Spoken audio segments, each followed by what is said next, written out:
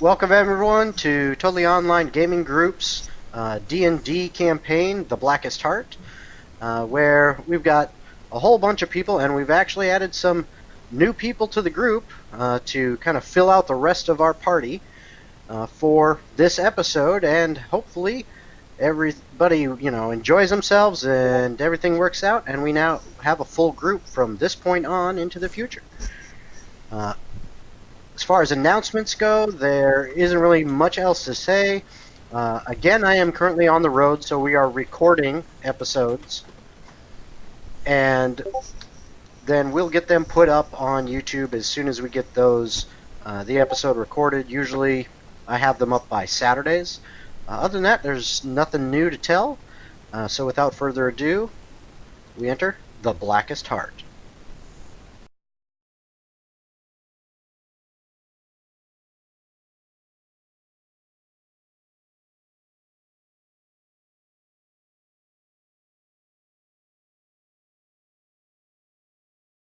Then we'll get them put up on YouTube as soon as we get those, the episode recorded. Usually I have them up by Saturdays. Other than that, there's nothing new to tell. So without further ado, we enter The Blackest Heart. Okay, we're back. So to kind of give everyone a background on things that happened. During the last session, Oak and Reya, who had recently just saved 4 children that had been kidnapped for some kind of slave trade, after they decided to bust in to this nice big shipyard building with their buddy Zoran and head down to the sewers, where they met up with their companion Dalian and a pseudo benefactor who was giving them room and board named Songbird. And they went through and had some battles with creatures in the sewers. Eventually the party needed to rest, and when they rested, they all saw visions. Visions of the future or dreams of things that may or may not come. Reya and Oak were given a task to continue on to save the children, while the others had been whisked away by magical and deity-like forces to do some other missions. When Oak and Reya, charging in and beating up several bandits, saved the children and exited, they met up with some of the city guards who took the children and gave them their payment and sent them on their way. Well, the visions that Reya had seen gave her a new mission. And so Oak and Reya decided, well, we need to start figuring this out. So one of the first places they went was back to the Church of Palor, where they met up with Father Dimspoon and tried to come up with a way to get the piece of the Blackest Heart back. For Reya had been given the task of securing all the pieces of the Blackest Heart and preventing them from falling into the wrong hands. The father, reluctant at first, but then listening to both Reya's and Oak's visions and dreams that they had during the night, and believing that they were divinely inspired, agreed to find a way to help them and went and talked to the church. When he came back, he had good news and bad news. The good news was there may be a way that the church would be willing to remove this piece from the protection and sanctuary of the church and put it back in the hands of Reya and Oak. But before they could do that, they must complete a task to prove that the gods are behind them and supporting them on their journey. They must go to Oceanica and retrieve the knuckles of, I can't remember his name. Man, I should have watched last session so I remember the name. Do you remember the name, Oak or Reya? It was a saint. Yeah. It was a saint. It was Saint. Started with an A. Hopefully I'll think of it in a little bit. If not, then I'll look it up in my notes later on and pull that up. But they are supposed to retrieve the knuckles of this saint, which are said to possibly be in the hands of a collector in Oceanica. So, given this task, they headed out to go and prepare themselves for the journey, which led them to buying some equipment, as well as getting a little flirty with a shopkeep, or should I say the shopkeep flirty with Oak. And then buying horses for the journey, which Oak found some very impressive steeds for the group. And Reya decided she needed to have a little traveling companion that she could teach and mold in the ways of death and danger and anarchy. So that is where you two are currently at. It is late afternoon, maybe about 3 or 4 o'clock. You are still in the market area, and you currently have your 4 horses and your dog Nightmare along with you, and you need to determine what you're going to do from now. It is, like I said, late afternoon. You could either head out now, or you could take a rest for the night, maybe back at the inn, Songbird's Inn, or at one of the ones close by where you're at. It's up to you if you want to do that and then leave in the morning, or leave now. Go to a tavern. Hey, Oak, we should go to an inn. I need you specifically to do something for me when we're there. Okay, what is it? I'm Burn gonna down the need church. I'm gonna need you to talk to my dog. I need you to talk to my dog for me so that I can properly give him commands. Okay. And By the way, I've already named the horses. I've already named the horse. I figured they're yours. I don't care about horses. I have my dog Nightmare. I need to train him to wield a dagger. It's gonna be great. It's gonna be... Oh my god. And I need, I got him to hold the dagger a little bit, but, I need you to tell him to hold the dagger so that he can become the bestest boy ever.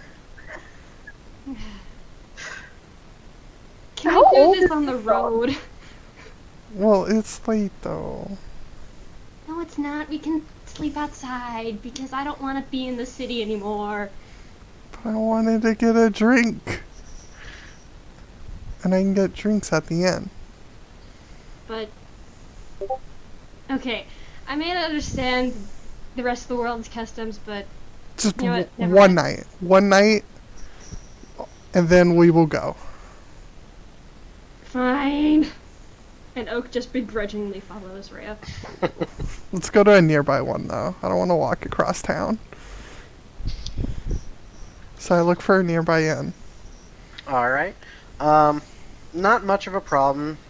There are inns kind of scattered at various places throughout the city, as there's lots and lots of travel and lots of visitors to the city that need a place to stay. So within short order, no more than about 15-20 minutes, walking around, you manage to spot a placard outside a 3-story building that clearly looks like it's some kind of inn.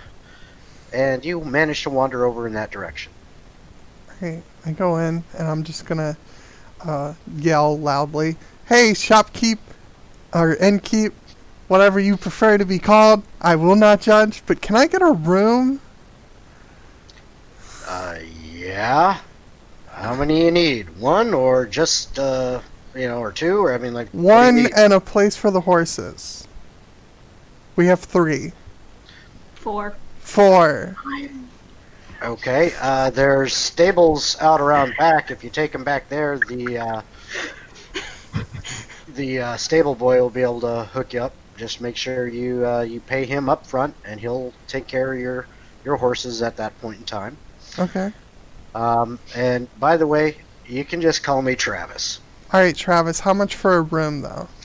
Let me see how many space. Well, we only have a couple rooms. We've got right now the only ones available, as he's looking through a ledger, says, well, we've got a basic room.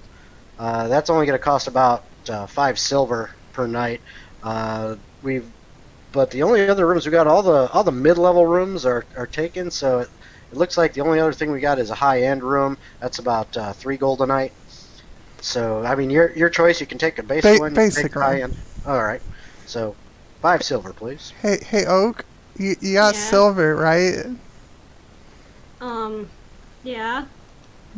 You want? Can I have 5 silver? How much is 5? Give me your silver pouch, and I will. He hands it over. All right, I give him 5 silver from Oak's. All right. Oak's pouch. All right. He takes that and he retrieves a key from off of a key ring around his waist. Pulls it off, hands it over to you, and he says, "Up the stairs, turn left on the second floor, 3 doors down on the right." Okay. And you two also notice while you're in there, there's a pretty lively crowd. Quite a few people in there. It's not jam-packed, but it's pretty close. And there's music playing up on the stage, and there is a young person with kind of pointy cat-like ears or something. You're not quite sure what kind of animal that is, but she is up there with the band, the other troubadours, and she is singing and dancing around in circles, and just seems to be having a blast. And there are lots of people that are into it. They're cheering. They know the words to the song. They start singing along a little bit, and it seems like this is a pretty jolly place. You look around. You see most tables are filled. Both of you give me perception checks. All I ask is don't make me actually sing. I sound like a dying cat. Okay, so you hear a dying cat. No. 21. Yeah. All right. Nope. Poor Oak. So- Said the right number. He's very confused. Yep, Oak, you are very enthralled by the singing and dancing. It's nice. It's really good. Reya, you like it. You think it's really good, but you're focusing on looking around and seeing what's going on. Maybe finding a table, maybe what, and what the hell is that? Is there a horse in here? As you look over, you see the strangest sight. It looks like, well, sort of like a horse, but where the head should be, it looks like is maybe someone sitting on the front of the horse, and the head's I don't know. It kind of looks like there's a human torso from the waist up, torso, arms, and head, almost like it's attached to the body of a horse. So much Something for you've making never me actually stupid. seen before. But you kind of recall maybe hearing about stuff like this. It's not very common, but the name or word centaur comes to mind, but this is the first time you've ever seen something like that. And as you look over there and see that, you also notice that it seems, this centaur creature seems to be standing near a tall table that there's a couple other people sitting by, and they are all totally into the singing and dancing and music and clapping and having a blast and drinking. Except for the blind person.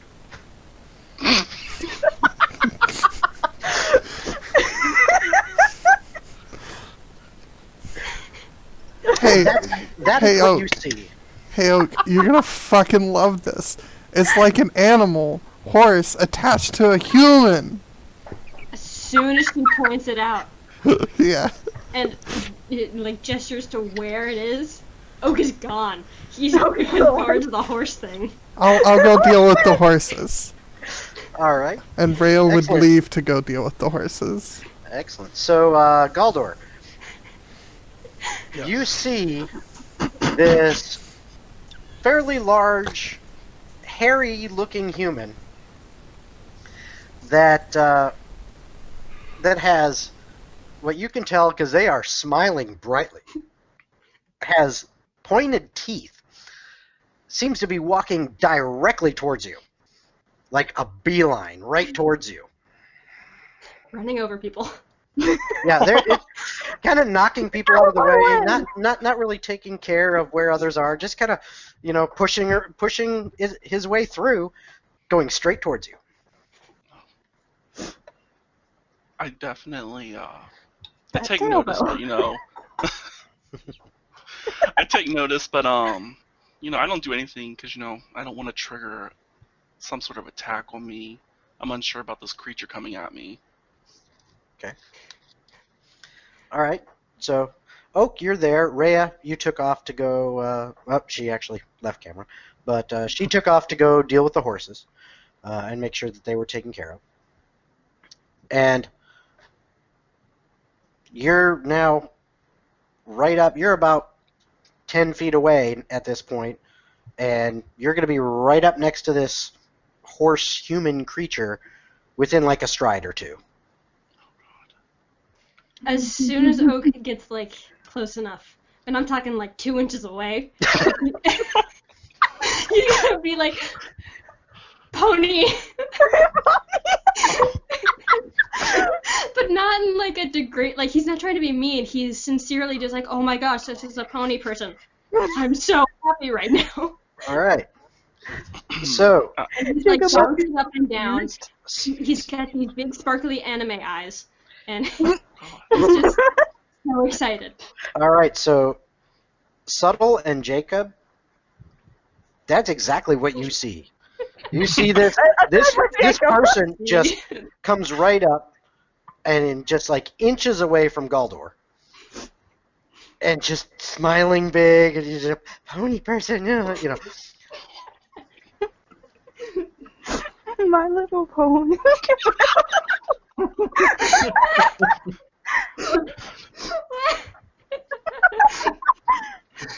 So what do you guys do? Friendship is magic, guys. You three at the table, what do you do? I feel like Galdor would be in shock right now. Oh, like another fan, Galdor. Yeah, I attract the weird ones, I guess. I am not a pony person. I am a centaur. I'm proud of my race.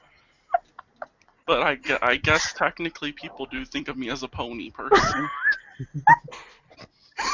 I mean, technically speaking, you are half horse, half man. I can see the confusion. Jacob, Wait, you can like, see? kind of. Poor choice of words. Jacob closes his book. The elf Wonderful. glares at him. All right, Yeah. Diana.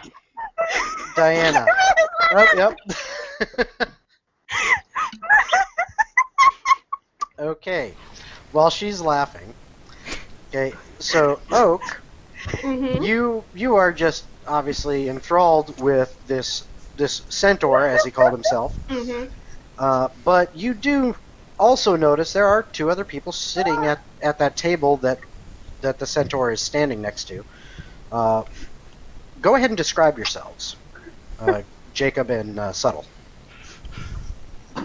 So, you see a kind of middle-aged-ish, young, brown-haired human with this giant green band across the front of his nose and eyes. And you see a little, like, baby Arctic owl chilling there on his shoulder. He's got this long, kind of, like, messy brown hair and a very, like, messy beard growing. And just kind of rags for clothes. Okay. Subtle, go ahead. Oh, you're muted. I legitimately started So crying. guys. Subtle is the backseat, so a big giant cat. He's about 320 pounds, so not only is he big, he's round. He's about tan brownish fur color. Giant big ears sticking at this point. He's wearing very loose-fitting cloth clothes, and he has this big grin on his face.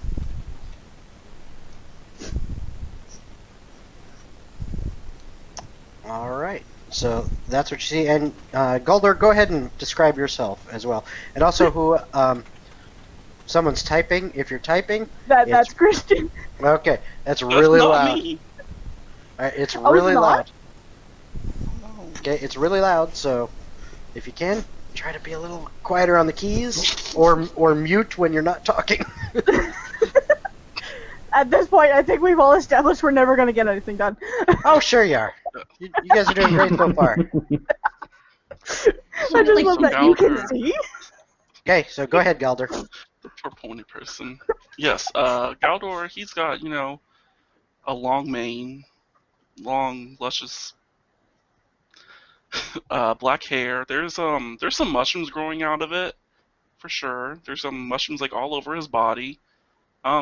He's currently trying to sit on a chair, just to blend into the crowd. It's very hard with my four legs. But other than that, I have like brown fur. I have a very expressive shield. It's currently it has a confused look on the face of the shield, and that's mostly it. Okay. I never picked an item. Fuck. Don't worry. There's plenty of time for that. All right, we'll get to that. We can do that after the game. I don't think it's going to be a big deal at this point, up to now. Hold on. We've got a message.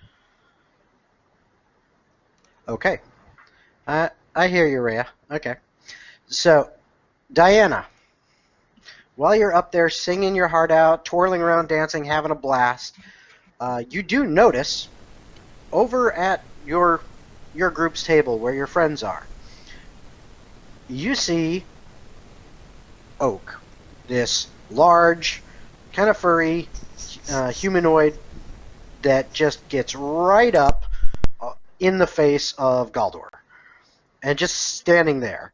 You can't tell if this is some kind of challenge or aggressive action from the distance, because you can't. There's a lot of other movement, people moving around and stuff, and you're a good 30 feet away where the stage is.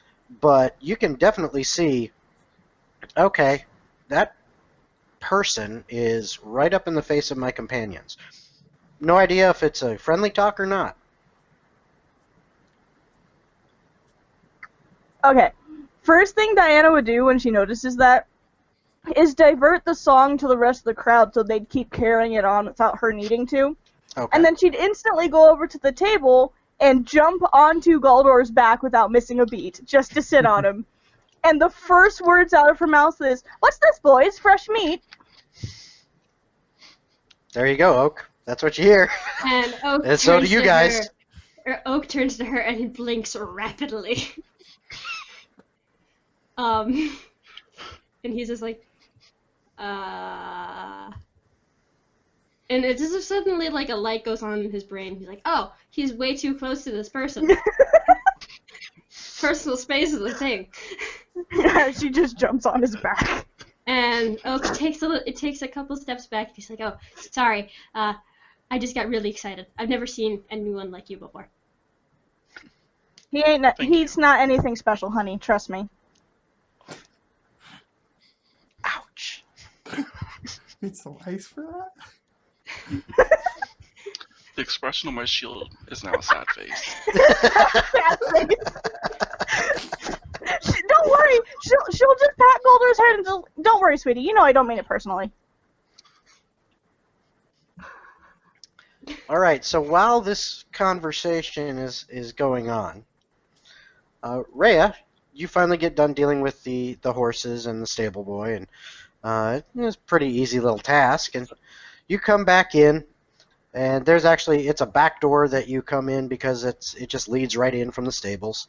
And so the stable boy just kind of lets you in right there. And you start, a few steps into the inn, you're looking around. Give me a perception check. Okay. I apologize in advance because the moment she's within eyesight, I am cutting everyone off. Just a heads up.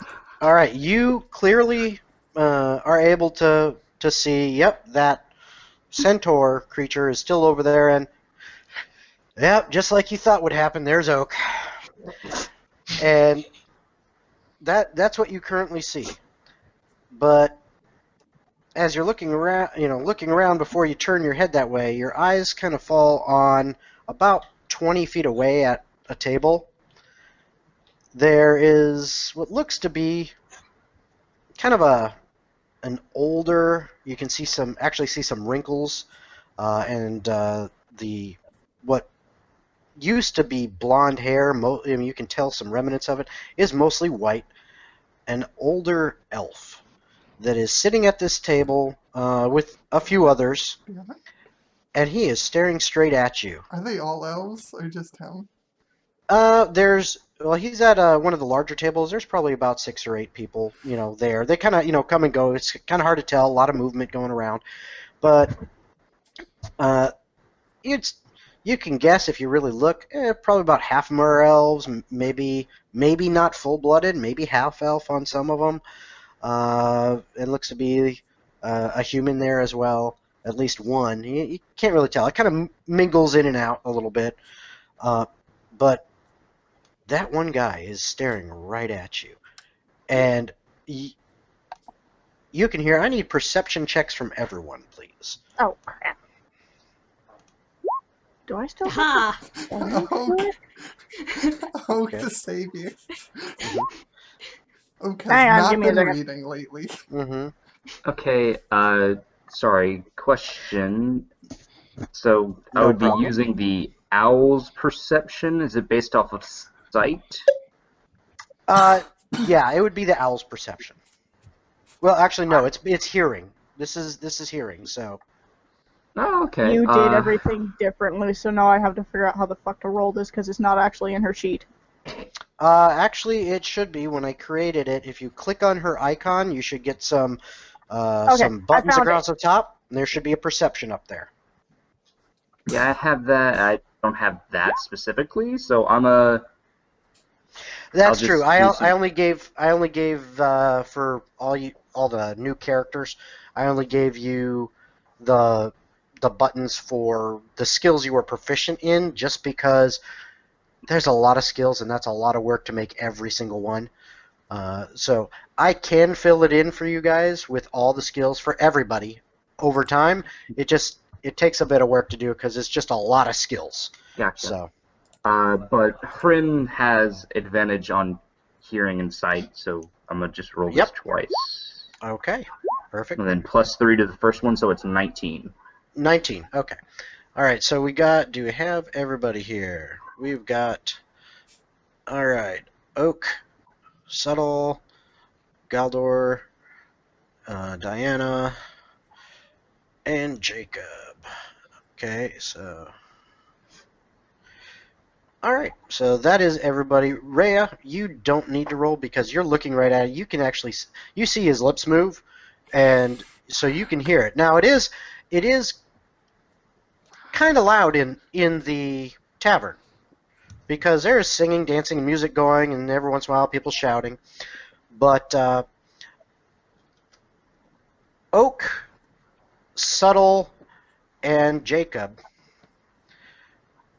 you clearly hear a voice that sounds a little bit gruff, a little older. You hear a voice kind of just over the top of the shouting and singing and dancing and everything that says, Oathbreaker. And then, Reya, you see this guy slam down his wine glass, and it shatters, and he gets up, turns around, and he heads for the door. I'm gonna run for The Oak.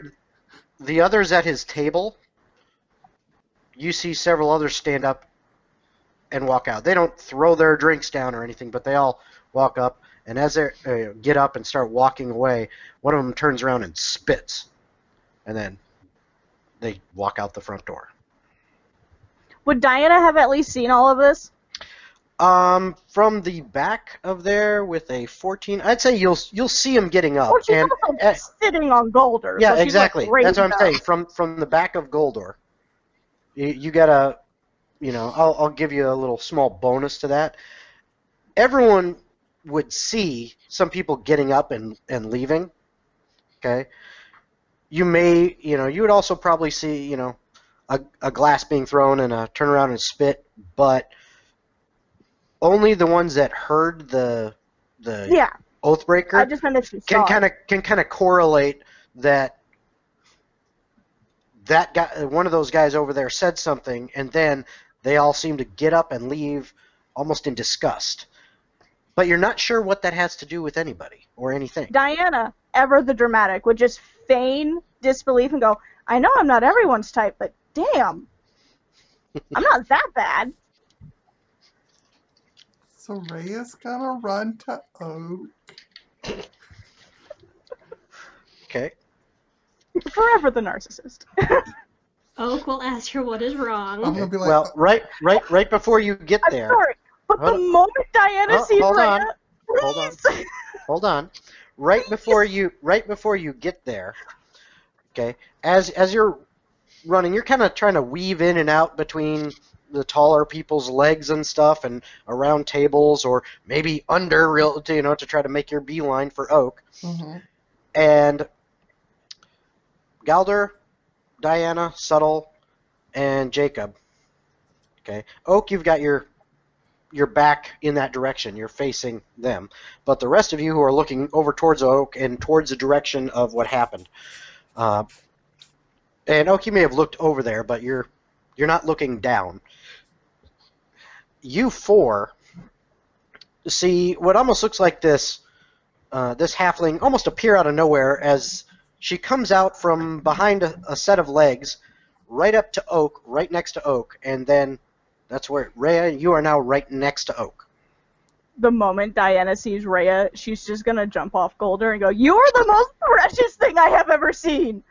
I'm gonna tug on Oak's shirt and be like, Oak, we gotta go. We gotta go now. Oh, but you just Okay. got here. Why do we gotta go? I'm gonna pull harder and be like, let's go to the room. I'll tell you there. Let's go. We gotta go. Okay. And Oak just kind of lets Reya drag Hang on. You two just came up and you, whatever you are, called my friend a pony, from what I've gathered. So, how about, instead of running off, we buy you some drinks? Oh, we gotta go. Well, my friend here seems very uncomfortable in this Here, situation. I'll meet you in the room. You do whatever you want. I'll be in the room. I gotta go, and then I'm gonna run off. Nobody has spirit anymore. There's always time for drinks. Are you sure you don't want to join us? Okay, but I don't drink.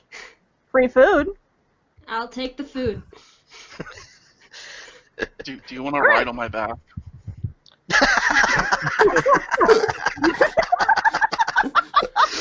Oh, man. You guys have come up with an amazing combination of characters. Oh, boy. DM, is there any rafters above on this roof? Yes, there are rafters, but they are not like full open rafters. They're kind of like up against the ceilings. It just looks like beams across the ceilings at various places. So the top of those beams is actually in the ceiling, and then there's a good 4 inches down. But if you're looking for some place where Harim can perch, there are around like the outskirts, over by the bar. There are some shelves up high. There are also along one of the walls. There are also booths, and these booths have high walls built into them to separate them from each other and give a little more privacy. But the walls don't go all the way up to the ceiling. There's a good like 1.5 feet, almost 2 feet between the ceiling and the top of those booth walls. What seems to be the closest to where Jacob's at? I would say one of the booths. All right. I would send Trim up to the top of that. Okay. So he flies off. It's a he, right? Yes. Yeah. Okay. So he flies off. Oak, you're seeing this little baby owl, or kind of a young owl, just jumps off of Jacob's shoulder and just kind of gracefully swoops and lands on the top of one of these little booth walls. Just starts looking around, keeping an eye out. Oh, as soon as the owl moves, sparkly in my eyes. Just happy. Well, we found the animal lover. Yeah. I figured. Sorry, I grew up with... Do you feel bad, Pony? Once again, I'm not a pony. Are you Centaur. sure? Because it seems everybody calls you that. And I've known you like 3 months. I mean, I'm bigger than a pony at least. I'm gonna be a horse person. Cool, you're a horse person now. I guess you don't even get a asked for name. that. Yeah, But, I can asked for call that. you by your name What? if you have a name. What was that? I- Subtle, was that something you were saying? Or was that Jacob? Nope. Oh, it was Jacob. What was that you said? It was just, it's better than pony. Look, Yeah, the it's buckhorn it's can better make than jokes. pony. I have upgraded in the world of you people. I'm Equine. no longer a pony. I am a horse Person. person. Yes, horse person. Thank you. Now, Diana, stop teasing our friend Galder here. He's a proud centaur. Yeah. You know I have to tease him. He makes it too easy. Right then,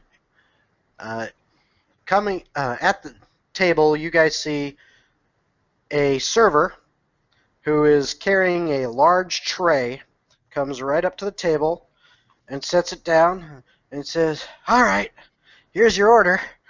I think I got everything," and starts handing out drinks to those who ordered drinks. And there on this tray are several plates of food, different kinds, basically tailored to whatever your preferences were. However, Subtle, you can tell just looking at this food, it's okay, but it's nothing to write home about it. You can tell just by looking at it. I mean, it's kind of like the standard bar food, and not even like a good bar. Just like, but it's sustenance. It's something. Can Diana try to bat her eyes and get them a free bottle of really good spirits? Go ahead. Give me a persuasion. Very nice. Okay, so this young man who looks to be kind of a mix between elf and human, you're guessing half elf. He looks at you up there, and he just gets this big old grin on his face. And he's like, "Hi, I'm Thomas. What's your name?" I'm Galdor. You can call me whatever you like, sweetie. But, mind doing me a favor? Think you can sneak me one of the really good bottles of spirits from the back?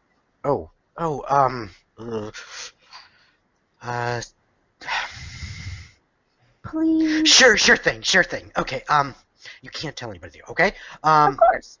And he also notices Oak, because when he came up, he actually was standing right next to Oak as he set the tray down. He goes, "Oh, more. Did you want anything?" Kind of looking at you, Oak, and all smiles as he was looking at Diana.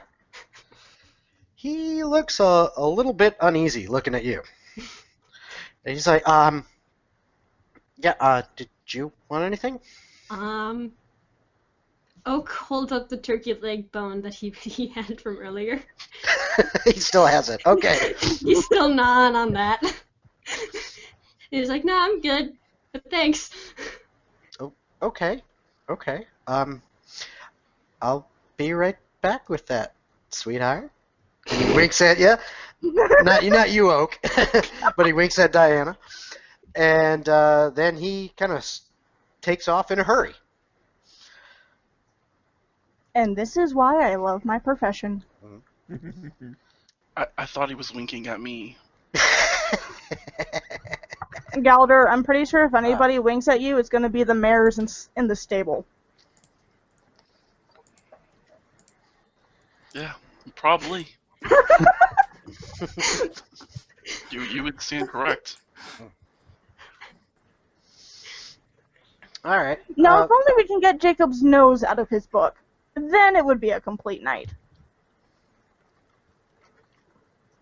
Well, Jacob, do you need help currently eating? it's more of an aerial view. He kind of points back to him. Still doesn't mean you can get your nose out of the book, at least for 5 minutes. He's like, I can't read it. Good, then you can drink. Do I have to? Yes. And at the moment the word yes leaves Diana's lips, she's already putting a cup in his hands. Right. Right about then, the server comes back, and he has another tray, and he puts it down in front of Oak, and he says, he looks up, still, kind of, you can tell a little leery, Mm-hmm. but he says, that one, pointing to the bone, looked a little empty, and and he looks over at Diana, and he's like, and I thought that being you're obviously part of this group, that I'd make sure you were taken care of too. And he's looking at Diana while he's saying this, and on that tray there is 3 big ass turkey legs, just like the one you had, but there's 3 of them. Oak smiles widely, and he gives the server man a hug. And he says thank you. While you're hugging him, you can feel he's shaking a little bit. Once the server is free from Oak's grip, Diana would just pat his cheek and go, "Thank you, sweetheart." And he says, "Oh, I didn't forget." He reaches into, he's got, like a shirt on and a vest and everything, and he kind of reaches into his shirt where you notice there was a bulge in the shirt, and he pulls out a nice bottle about this big, and he says, "You didn't get it from me. That's the best stuff we have in this place." Diana would flash a big grin and go, "Aw, thank you, dear," and just kind of poke his nose and go, "You have been overly kind." All right, and then he smiles real big, kind of blushes, and takes off. The moment she has that bottle, though, she's opening it and just taking swigs from it. Okay. So, just to get a picture in my mind, let's imagine you've got this round table, okay, that you guys are sitting at or attempting to sit at, and over on one side is Galder with Diana either on his back or kind of hop down next to him. She would have hopped back on the back. Okay, so she's on his back on one side. Oak, you're like right next to them. Mm-hmm. Where the server came was kind of to your left. So what about Jacob and Subtle? How are you situated? Who's closest to Galdor, and who would be then the other direction? I would think Jacob I would would be think Jacob would sit on the opposite end, like across Kind from. of opposite, across from Galdor? Yeah. Okay, so the empty space for Subtle would kind of be between on that side. Mhm. Okay, so while you grab that bottle and you drink it up, I need Jacob. You need to give me a perception check from Harim, and Oak. You can also give me a perception check due to how due to where things are angled. Oak is in a Okay. social situation. He's panicking. 12. And there's a Panicking. +3 on that, right? Jacob, for your perception. Yeah, there's it's +3. Okay. So 12. So Oak, go ahead and roll your perception. I did. Or you did. Oh, there it is. Okay. Then which So, yeah, you actually. Let's see, 13, 12. Yep. You notice there seems to be some kind of paper or parchment stuck to the bottom of that bottle. Kara just started drinking.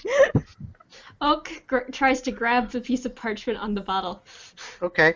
As When Diana he lifts it does- up, you snag it. Oh, I was gonna Snag say, the when he does, Diana would have noticed his hand reaching towards the bottle and would have smacked it. No.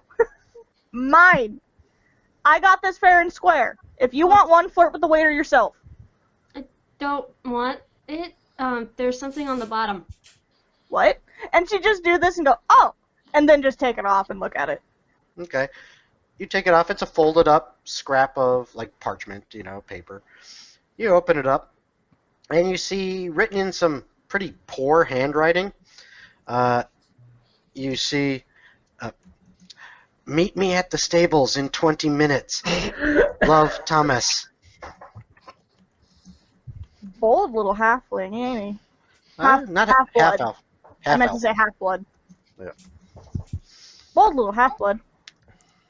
What is it? Oh, waiter thinks he's gonna get lucky just because he got me some spirits.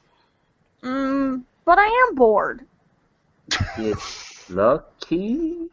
Is this one of your things again? I don't know, would you rather take his place? I'm reading. You're always reading.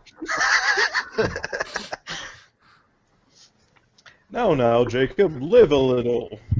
God, I'm living a lot in these books. Jacob, I've never asked you this, but Are you gay? I wasn't Is gonna that why ask you keep that. telling? Is that why you keep turning me down?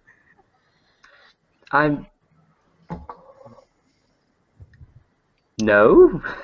Are you into books? You Am I hesitated. what? Are you into books? Do You know, do sometimes I wonder like if him and books? those pages are a little too intimate. I do like the books, yes. I thought so, but my real question was, don't get mad, but how do you read? The more kind of like this, and he snaps his finger, and Prim comes and lands on his shoulder, where he has this kind of like little Oh yeah, the bird. patched area for the claws to kind of latch in to his shoulder. So like kind of like a leather. Mm-hmm. Very cool. And Diana just looks He, over at the holder and goes, I'm the one with half a bottle of spirits. And even I remembered that. Oh, I remember the bird. It's just that I didn't know the bird could see that far. It's an owl. What did you expect? You I kind don't of know, get used to reading in weird ways. That still Can you doesn't read answer why upside you down? keep turning me down. And You know he what, goes fuck back it. to I'm the gonna book. go fuck the stable boy. And at that, she just get up and walk off. All right. Oak was So, I'll have the during- room. Oak was just sitting there and just listening, just kind of like, like table tennis. He's just watching. The bird kind of pokes up and looks towards your direction. I don't think we've met. As far as I remember, you called him Pony. Oh, yeah. Who are you? My name is Oak. My Like- friend. The tree. Yeah. Yeah. As in the tree. Peculiar. DM left. Chaos shall ensue. Burn down the town. Quickly, burn down the tavern. What do you think I'm doing in my room? Like, come on. At least let him finish first. I'm working on that. On that oil, Or Tom. icon. Miss. But no, Dinah's just like, you know what? He turned me down. Fuck it. I'll go fuck the waiter. It's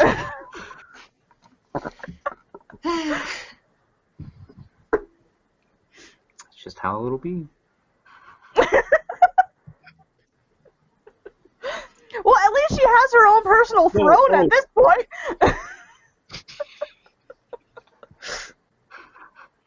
Every princess needs a throne. Tell us about yourself.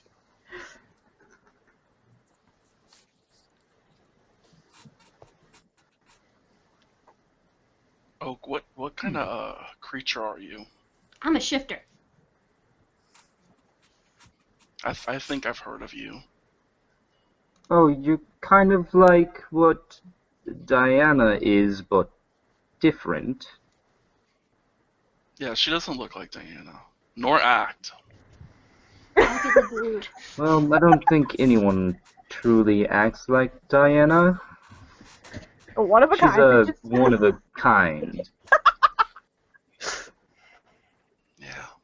Okay, but after like 30 minutes, can Diana just come back and go, you know what? It's not even worth it. Jago's just gonna sit there after a bit and just gonna use a cantrip. Gonna cast message in the direction that Diana went. Okay. Hey, how's it going?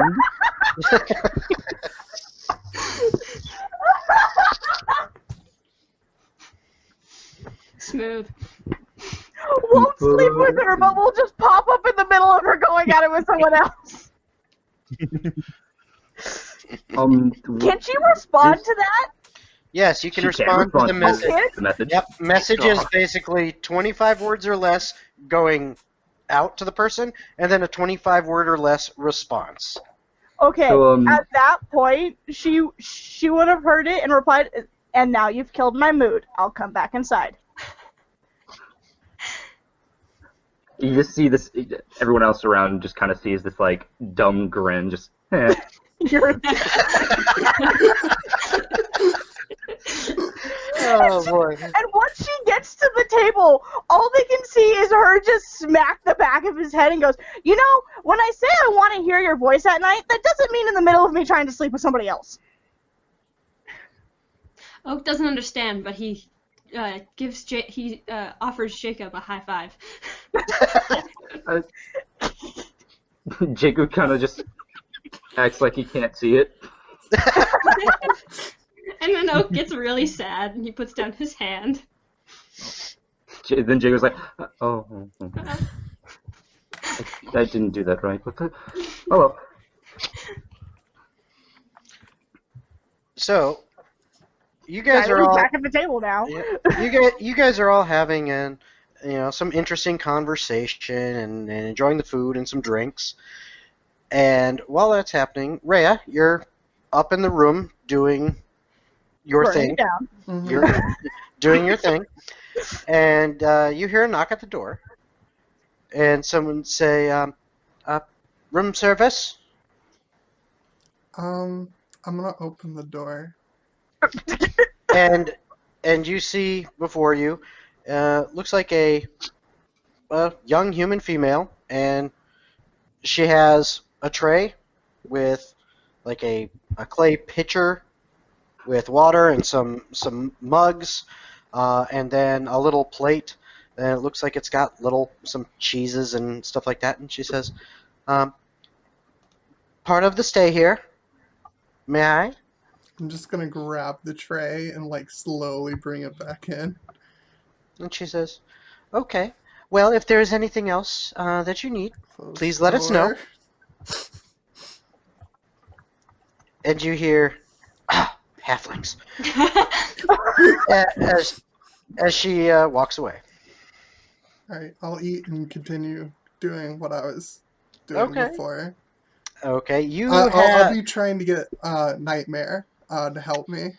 Okay. Oh, God. With working with Nightmare on that and trying to get Nightmare to help you, it has definitely slowed your progress down. I figured. So More shenanigans. you have gotten about 15 to 20% complete Okay. with your goal. All right. Okay. I got time. Yeah, you got time. You got So time. funny. They're down there, drinking and eating and having Get some conversation. So, all right. Yeah.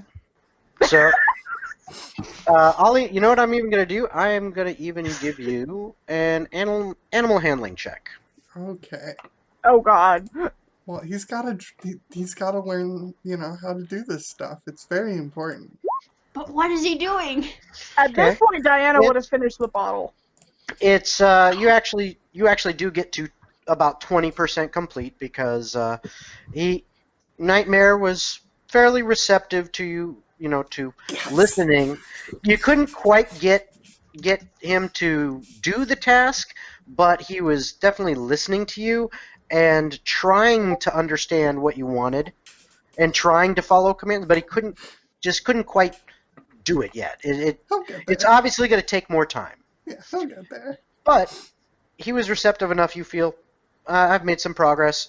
And so you went back to your task, and that's why you're up to about 20%. Okay. Now, To his shenanigans, I guess. back down to the tavern room. Back at the table. You guys are still sitting there, eating, drinking, talking, chatting. And First fingers are gone. for those of you who are drinking, you've been drinking for a little while now, and you're starting to get a little bit Oh, little she's slurry. there. Yeah, a little She's slurry. there. And That's maybe like pounding an entire bottle of whiskey. yeah, and maybe even maybe even a little bit. Whoa. Sorry. My camera fell. That's okay. I could see that. Yeah. Oh, That's noise. loud. That's loud. Oh, that noise. Yeah. Okay. So, Oh, why?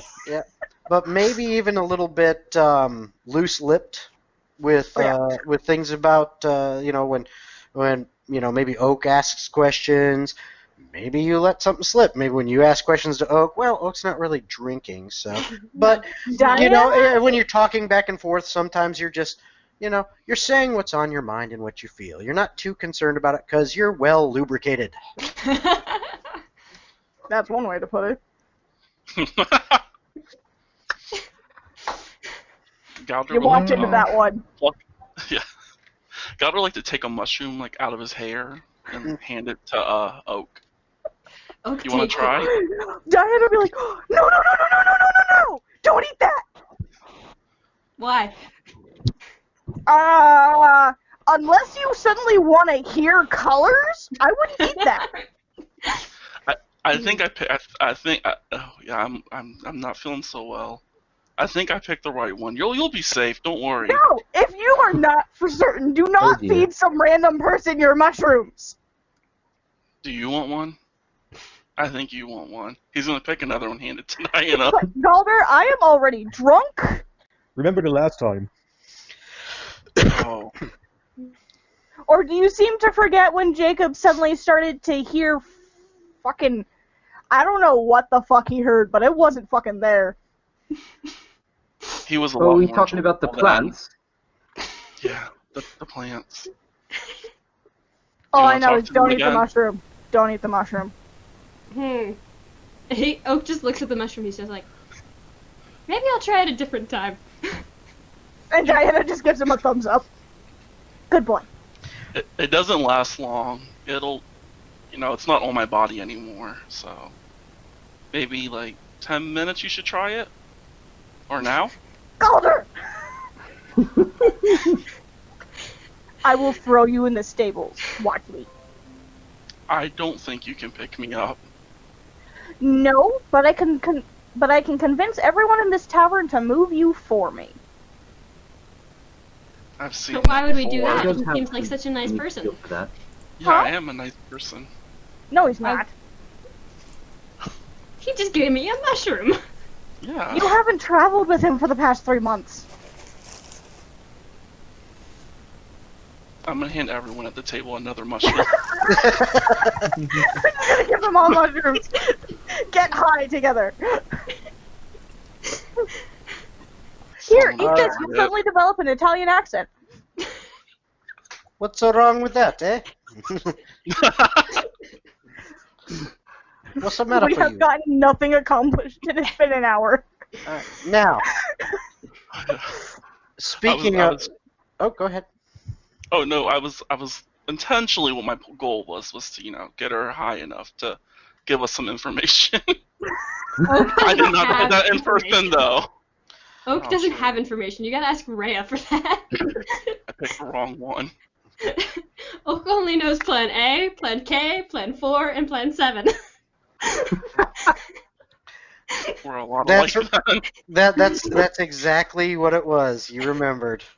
Plan A, Plan K, Plan Okay. 4, and Plan 7. Yep. Oh my god, I just got the joke. Well, no, it started out as A and K and 7, and then, well, I had to remind Oak that she forgot about Plan 4, which shows up right in the middle. Or no, it was A, 4, and 7. That's what it was. And you forgot about Plan K. No, it was Plan A, Plan K, and Plan 7, and then you Okay. added Plan 4. Yes, that's right. All I know is he still has a fucking machine gun. Yeah. All right. Plan So- 7 is the best. Plan 7, we burn down the church. No Plan 7. All Everybody right. should go for Plan 7. So, But if Oak asks, if anyone asks Oak what he and Reya are doing in town, Oak will gladly just say, "Oh, we just came to return this stone thing," and divulge all the information he can. So what are you doing in town?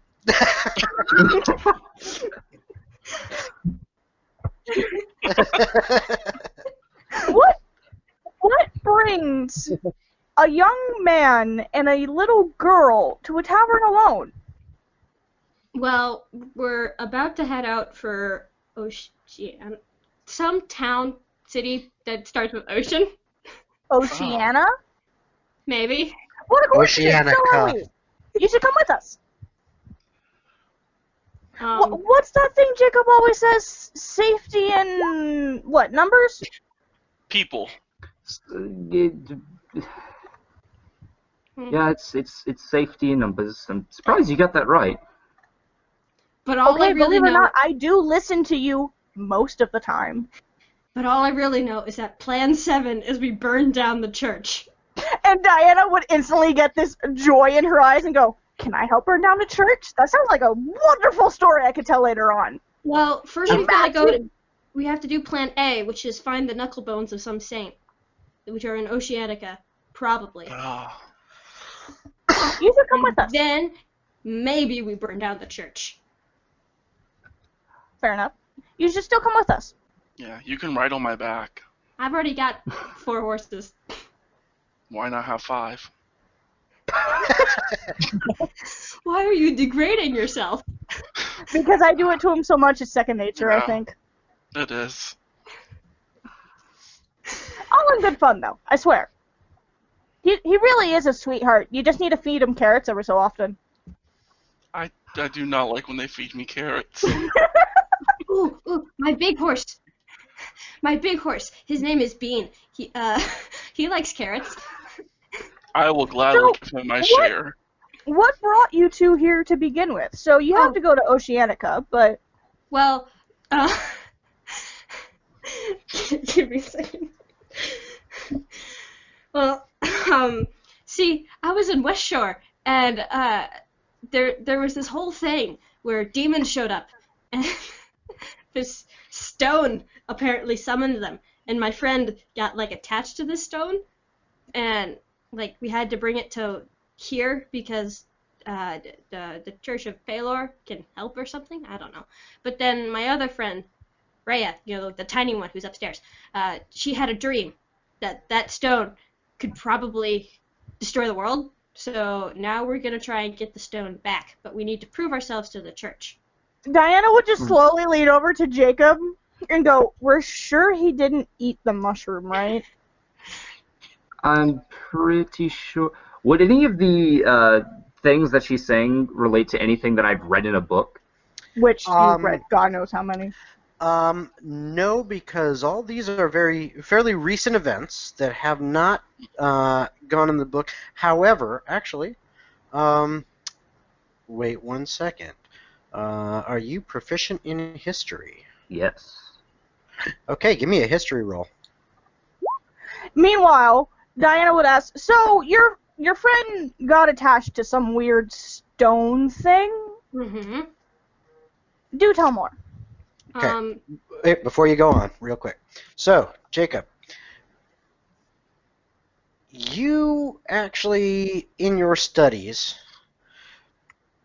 remember something vague about some kind of event that you're thinking this is what actually some event somewhere around the time that the years went from whatever they were before into the current years, kind of like how you know BC to AD type BC to thing. AD. Yeah, it's all of a sudden it went to year zero of this era of this epic. You're like, remember something about demons being summoned and other events happening, and something bad happened, but that's all you can remember because there was only little bits of information about it, and you didn't actually find it in books. It was the information you found was actually like hand carved into stone, and there was like little, almost like miniature tablets of this language that you had to try to translate first. So it was very, very difficult to first find any of the information and then to actually get information out of it and understand it. So that's all you can recall. All right. All right. Oh, go ahead. Jacob would just kind of like turn more and just pay more attention to what Oak is saying. Quick question, would Diana notice the sudden change in your interest? Roll your insight. With him, you definitely have. Actually, you don't need to with him. Yes, you would. You would know that something has definitely caught his attention. That would actually cause Diana to mellow out a bit and go, all right, you're clearly not telling me something. Just I forgot to mention that the one rock that my friend got attached to is actually a part of a whole with there are two other parts, I think, and that's about all I know. Where's your friend? We don't know. Well, ain't that wonderful? But we know where the stone is. And where's the stone? Stone. In the Church of Palor, protected by a ritual thing that's not gonna let anyone except the High Priest get to it. That's why need it back? Well, that's why we're going on the quest to get the Knucklebones, so we can gain the Church's favor to get the thing back. I could try. I have a way with don't know how well that would work with the priest. Jacob, you have seen me literally seduce nearly everything. You really think I couldn't seduce a priest who has probably never even seen a woman naked? I mean, you haven't seduced Jacob. I'm working on it. Yeah.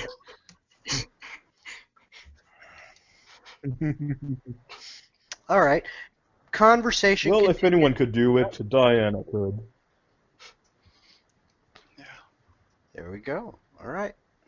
So, conversation continues to go for a little bit, and drinks are going. And Oak, all of a sudden, you hear from behind you, Oak, thank goodness I found you. Where's Reya? And you see Father Dimspoon. He's like, ugh, Dimspoon. In that loving way he does. Mm-hmm. And he's like, you see the owl just kind of like cock its head to the side, looking. Okay. The rest of you would see a middle-aged, actually slightly younger than middle-aged, human male, wearing the robes of a cleric of Palor. And he is obviously familiar with Oak here, as he's addressing Oak, and he's really not even paying attention to the rest of you at this point in time. Hey, Oak, who's your friend? This is Dimspoon. Well, that's an insulting nickname. Father Dimspoon, thank you. Hey, you're still a Dimspoon. He kind of smiles a little bit. So, Father, your friend here tells me that they need to do a little job for you? It's not for me. Excuse me for a moment. This is... No, I have a couple questions, if you don't mind. No, please. Just... This is important. He kind of gestures for you, Oak, to please kind of move in a little closer. Yep, he does. And he says... Now you want to focus your hearing on them, without making it obvious. Okay. Then you have to give me both a deception and a perception check. Because really, it's just her ears twitching to focus. Yeah. But if you're trying not to make it obvious... I mean, the twitching alone. I know. It's not a high roll that's needed, but... So you said deception and what? Deception and then perception, because you're trying to hear what he's saying to Oak. Okay. Nobody notices your ears twitching, but there's still quite a bit of noise in this tavern. So it's... You can hear him saying stuff, but you can't make out all the words. Oak? Can I nudge fucking Jacob to... You can try. You can nudge him if you want. Go ahead. If anyone who wants to try to listen, you can give me perception checks. Yeah, I might as well. All right. And Haha! Yep. Horseman for the Alright. win! Yep. So Galdor and Jacob with your 18. You both can hear enough of what's being said that you basically hear this. Maybe you miss like a small word or two, but it's close enough that you can make out the gist of it. And Oak, you hear Father Dimspoon says to you, I have some bad news. He says, I would prefer to talk about this somewhere private, but it's in regards to the other members of your group. Oh. Okay. And he leads Dimspoon to the room with Reya. Okay. So, Father Dimspoon and Oak leave the table for now, and Reya, you all of a sudden hear a knock at the door.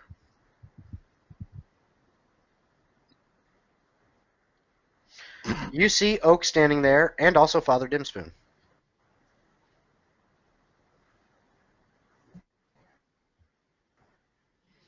Okay. Oak goes in. And so does the father. And then he turns around, he closes the door behind, and he says, you may want to sit down for this. Oak sits on the floor.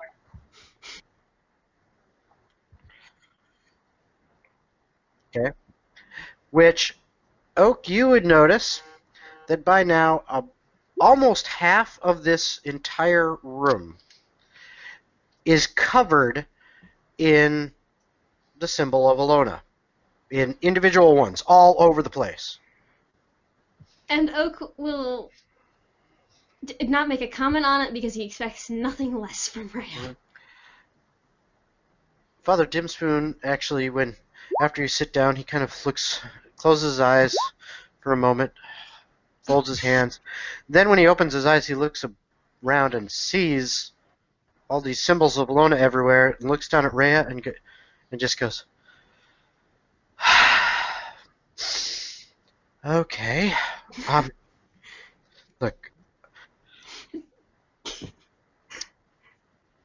After you visited,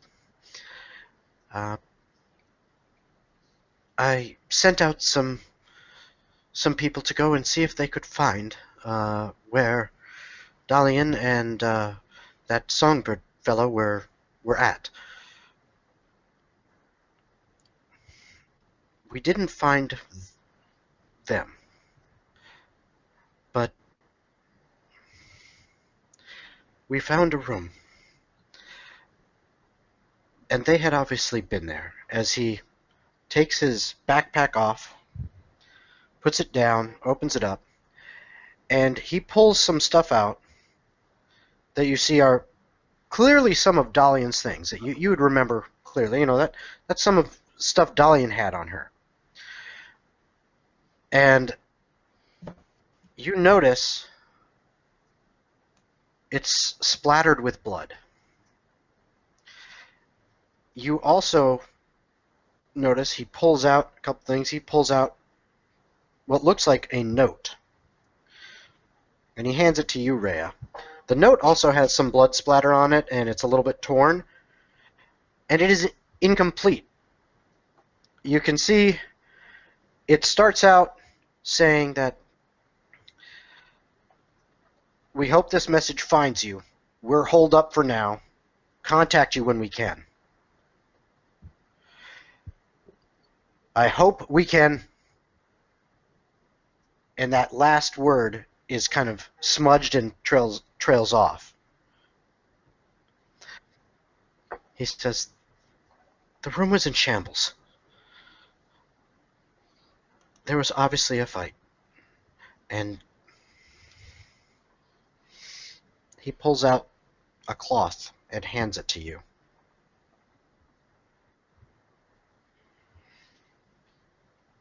Okay? There's something inside it.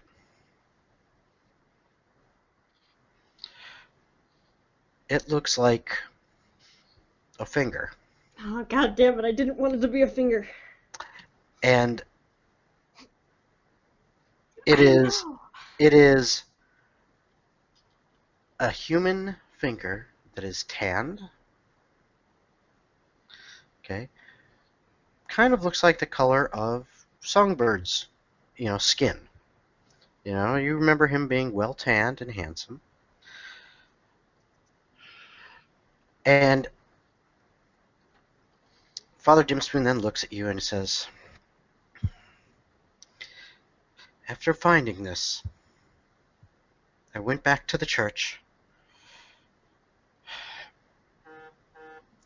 and I asked the cardinals to work together with me to use some spells, our augury spells, as well as other divinations.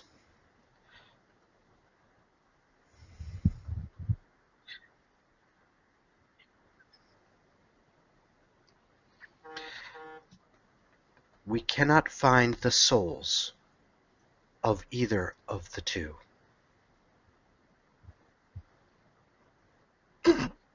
Wow, thanks, Reya. I don't think you understand what this means. They are probably dead. At that, when Dimspoon says they're dead, Oak gets up and leaves the room. Mm-hmm. And he goes down to the stable, he gets one of his horses, and he just goes out of the city. Okay. He's gone.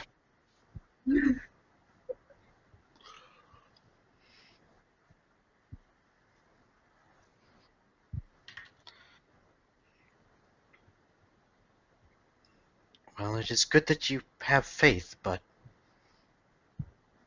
there.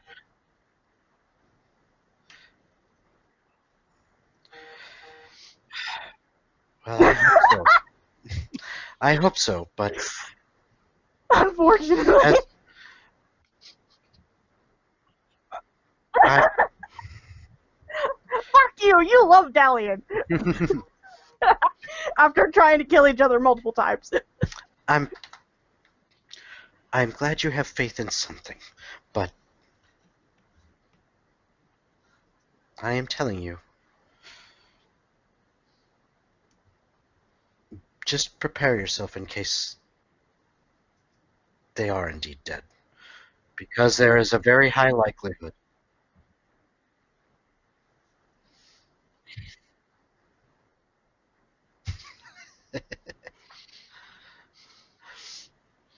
All right, and then he's still very somberly. He's got his head down. He just looks to you and he's like, I'm sorry that this happened. And he kind of shakes his head and he walks out and he leaves. Okay. Okay. So the last bit of the conversation between the father and yourself has probably, I think it only took really about 30 seconds or so there, but after Oak had taken off. So Oak, you've only really traveled for about 30 seconds. So you have actually gotten to the stables at this point. That's about as far as you've gotten. Because you had to go all the way downstairs, go out, get to the stables. Yeah. So that's where Is you're Thomas at. there? You guys see, as Oak runs down through the tavern, you guys see this person that you had been talking to not too long ago just sprint through the tavern and out the door. He's not sprinting. He's walking briskly. Okay, so he's walking briskly Yes. through the tavern and out the door. Just kind of right past you and out. And while he did have a smile on his face earlier, now it's just a stone cold. There's no expression on his face at all. Okay, that's what you guys saw. Can Diana follow after Oak? Diana can do whatever Diana wants. Just like any Yeah, other character, you can do what you want. Galdor would try to follow. Okay. Clip, diddy clop, diddy clip, diddy clop. Anyone else? Subtle? Jacob? Do you guys Jacob's follow as well? waiting for the father to come back down. Okay. Suit yourself, Bookworm. Subtle Um, will follow. Do you say you're following as well? Subtle? Yep. Okay. All right. Diana, noticing Yes, I Jacob am isn't following Galder. And noticing that Jacob's not following, just kind of looks at him and goes, "You sure it's a good idea to leave you here by yourself?" I have him, and if I need assistance, I can message. Or whistle. Either one works. I'll hear either one. And she just continued to follow after Oak. Okay.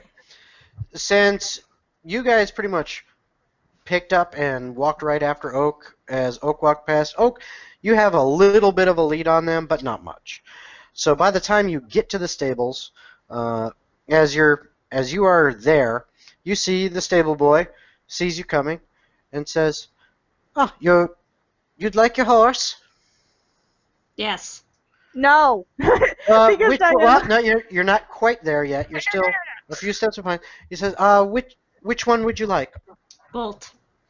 Okay. The horse that wanted to run the last time. Okay. Okay, so the younger stallion. No, it was the older one who wanted to run. Oh, it's the older one. Okay, yeah. Mhm. Yeah, I you're right. named them Okay. accordingly. All right, so he goes, "Oh, yes, very sure," and he walks off. While you're standing there waiting for him, that's when Galder, Subtle, and Diana catch up to you. At the same time, you, Jacob, see that that cleric, that priest, coming down the stairs. I will start to walk towards him. Okay. So that's going Meanwhile- on inside the tavern. Now you guys are at the stables. And Reya, you're still in the room. Diana. Okay. So, Jacob, you actually see that halfling that came up to Oak about a good 10 feet in front of the father, the father is just kind of walking, and the halfling is hustling down the stairs. Not so fast that they, fall on their face, trip and fall, but taking the stairs pretty quick. So that's what you see is those two. The rest of you're out at the stables. And so let's go to the stables for now. Diana would take a deep breath just to make sure she knows what is wrong before opening her mouth. Okay. Um, I forget what I roll for that. I want to say it's insight. It's insight at advantage.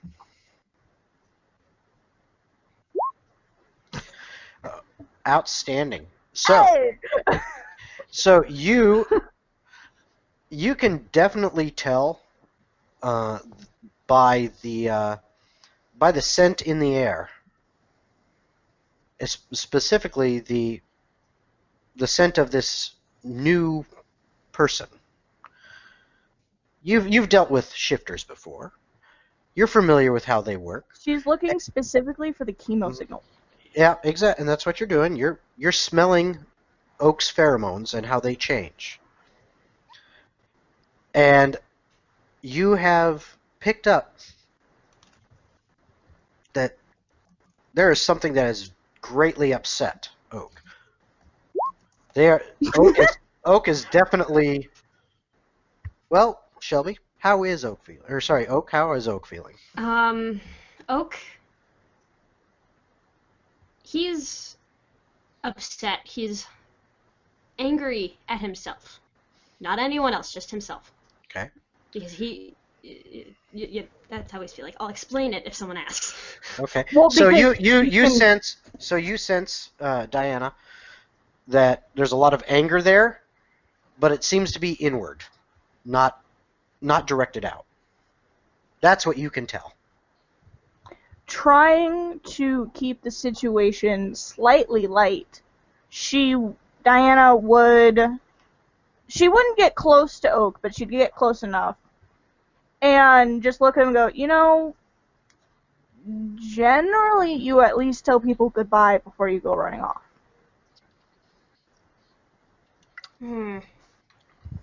He doesn't answer. He just goes, What's wrong? They're dead.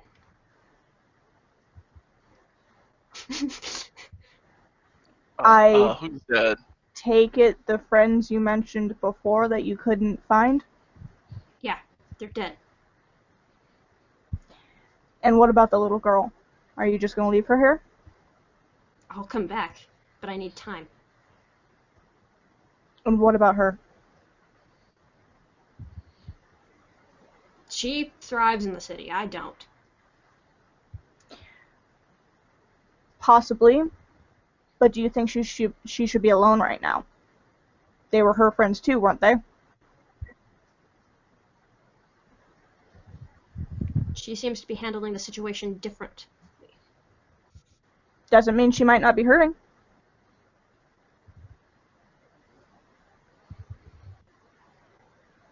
I just need to get out. This place is suffocating. Then at least tell her before you run off. Regardless of if she thrives in the city or not, a little girl is still a little girl. Fine. And Oak will wait for Reya. Okay. Galdor, Subtle, do you say anything? Or you just listen? I feel like Galder would be able to relate to being trapped inside of a city thing, so he would just let her have it. She needs to be out, so. But he can see how Diana's real. Yeah, Yep. Oak is male. Oak is Yeah. a dude. Oh. Oh darn! I slip of the tongue. Yeah, so he would understand how he feels. But Diana's doing such a great job that Galdor doesn't do anything. Diana might be right on this. Let your friend know at least your intentions. If you feel the need to run into wilds, I understand. Look at me. But yeah, we'll look after your friend if you still need to run outside. Thank you. Okay. Not the first time I've babysat. Now, back in the tavern. Jacob, don't I? Back in the tavern. As Reya, you have now gotten to the bottom of the stairs and started making your way across the tavern to the door. Father Dimspoon is almost all the way down the stairs, and Jacob, when you saw the father at the top of the stairs coming down, you said you were heading over there. So you are actually now pretty much almost right in front of Reya as you're heading towards the father. Um, he's just gonna kind of sidestep to allow, kind of seeing. His objective is focusing on the father, so he's not really looking for the halfling. So he's gonna just step out to the side so that halfling can continue running. Father, if you have a moment. Well, yes. What can I help you with? You are from the church that. There was some talk of some type of stone, I believe. What? Shh. Please, do not speak of this out loud. How do you know of this? Oh. And then he stops for a second. He closes his eyes and he goes, "Okay." I read a lot as well.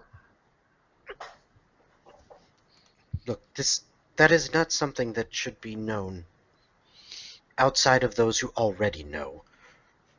It is dangerous, and I shall not speak about it out here. All right. Where can we go to speak about it? Well, first off, why should I speak about it at all with you? Who are you? I am Jacob, and curious. Is really the only reason I could give. Talking ain't your strong suit, dude. Should have waited for not. Diana. He says, "Well, Jacob, it is a pleasure to meet you, but curiosity is not a reason to be privy to certain information. If you desire to speak more about this, then perhaps you should go to the church and speak to one of the cardinals there and see if they will let you in on the information, for that would be their decision, but I shall not speak to those that I do not know about this." Fair enough. I kind of get that. Not talking to people you don't know. I'm not really good at talking. Sorry. He kind of smiles a little bit, but it's very short-lived as you see his face kind of go back to being very somber and almost at the point you can tell even through Harim's eyes that he's very upset, but he is kind of putting on a front. You can tell he's pretty upset. And in fact, give me a perception check. Again, this is visual through Harim's eyes. Woo! 20. 21. something. Yeah, 21. I think. Whatever. That'll do it. He says, "Excuse me, I must get back. I have things to attend to." And you notice at the corner of his eye the building up of a tear. It hasn't fallen, but it's definitely it's building up behind his eyes a little bit. You can kind of see that. But he kind of hustles himself off and says, "Pardon me," and heads for the door. Apologies for stopping you in your tracks. Just Thank you. understanding that kind of facial expression just lets him off by. And without turning back towards you, he as he's turned away and walking, without turning back towards you, he just kind of, almost out of reflex, you see his hand, and he goes, "May the light of Palor shine upon you," and then walks out. Did I just get let? Okay. Um, What? you see this like little copper wire. Hey, so just finished talking. How is it over there? Jacob, you are by far the weirdest man I have ever met.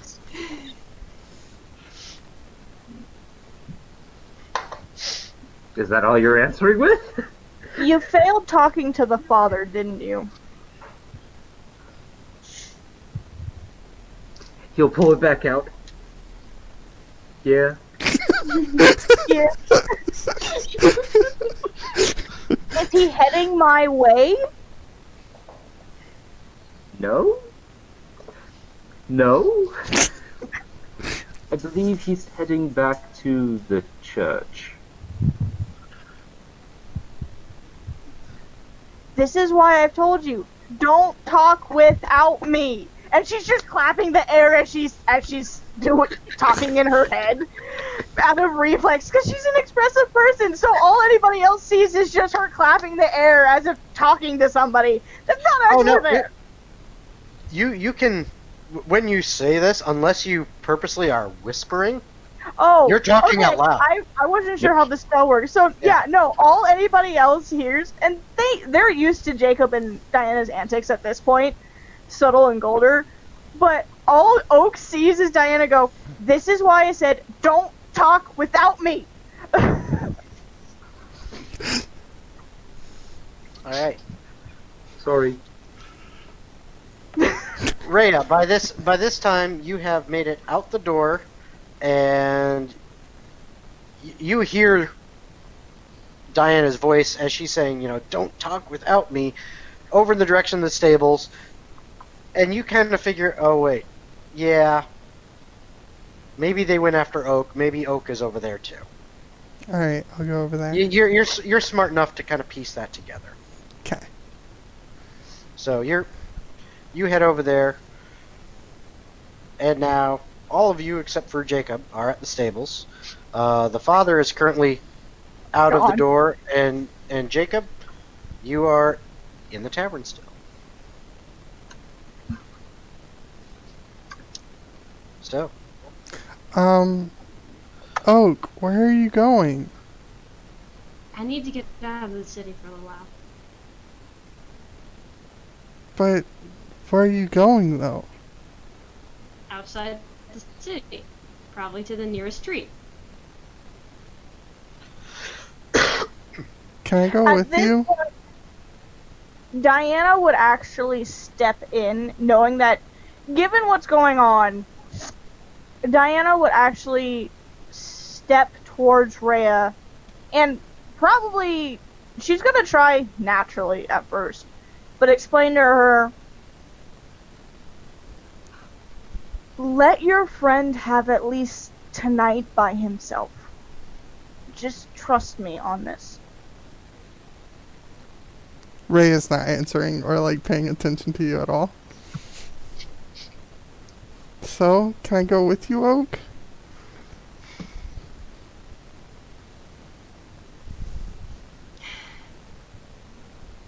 I'll let you pet Nightmare. And normally that would be a deal breaker, but I'm sorry, Reya. I need time alone. But Don't worry, I will be back. And we can head to Oceanica to get those weird bones, and then what if you don't? What if something happens? If something happens to him, my group and I will help you find him. I don't care about your group. Okay, now look, kid.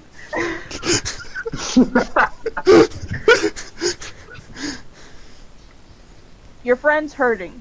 Give him a night to decompress.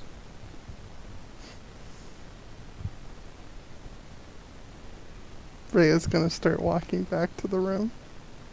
okay, Slight tear in her eye. okay. This hurts Diane- me as much as it hurts you.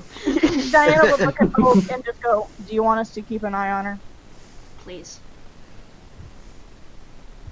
We're staying the night anyway." Thank you. All right. So, Sable Boy's there with your horse. So I assume you head off outside of the city? Okay. So, yes, go ahead. Galdor would definitely follow Oak. Just at a safe distance, since I'm a horse I could probably keep up. As long as Galder is keeping some distance, Oak will Yeah. let him follow. Okay.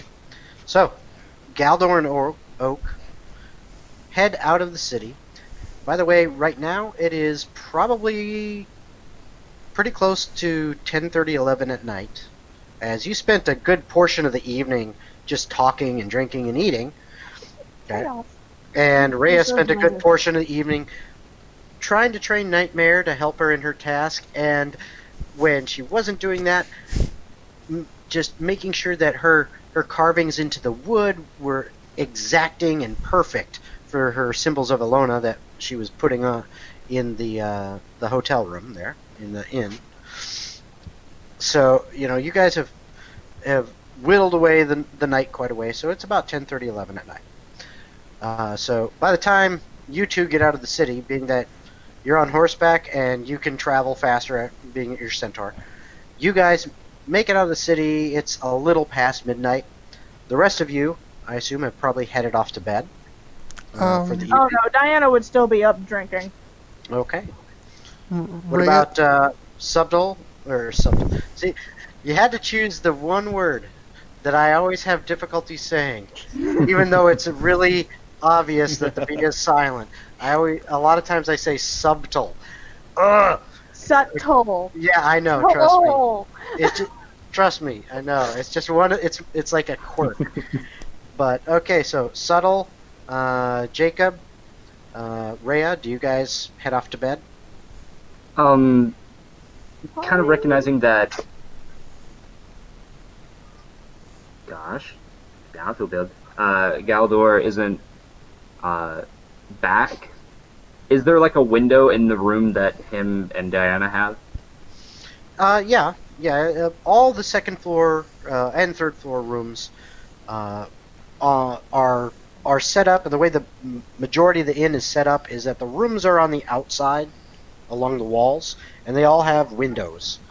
Whereas in the center of those floors is where like all of the staff service stuff that they need to store rooms and all that kind of stuff, and occasionally little meeting rooms and stuff like that people can rent out. All that stuff's in the middle, and the rooms themselves are around the edges. Right. So all of them have windows. So Diana would have Jacob- told Jacob where Galdor went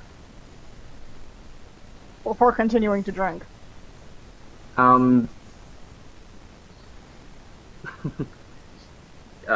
Jacob will open up the window and let Prim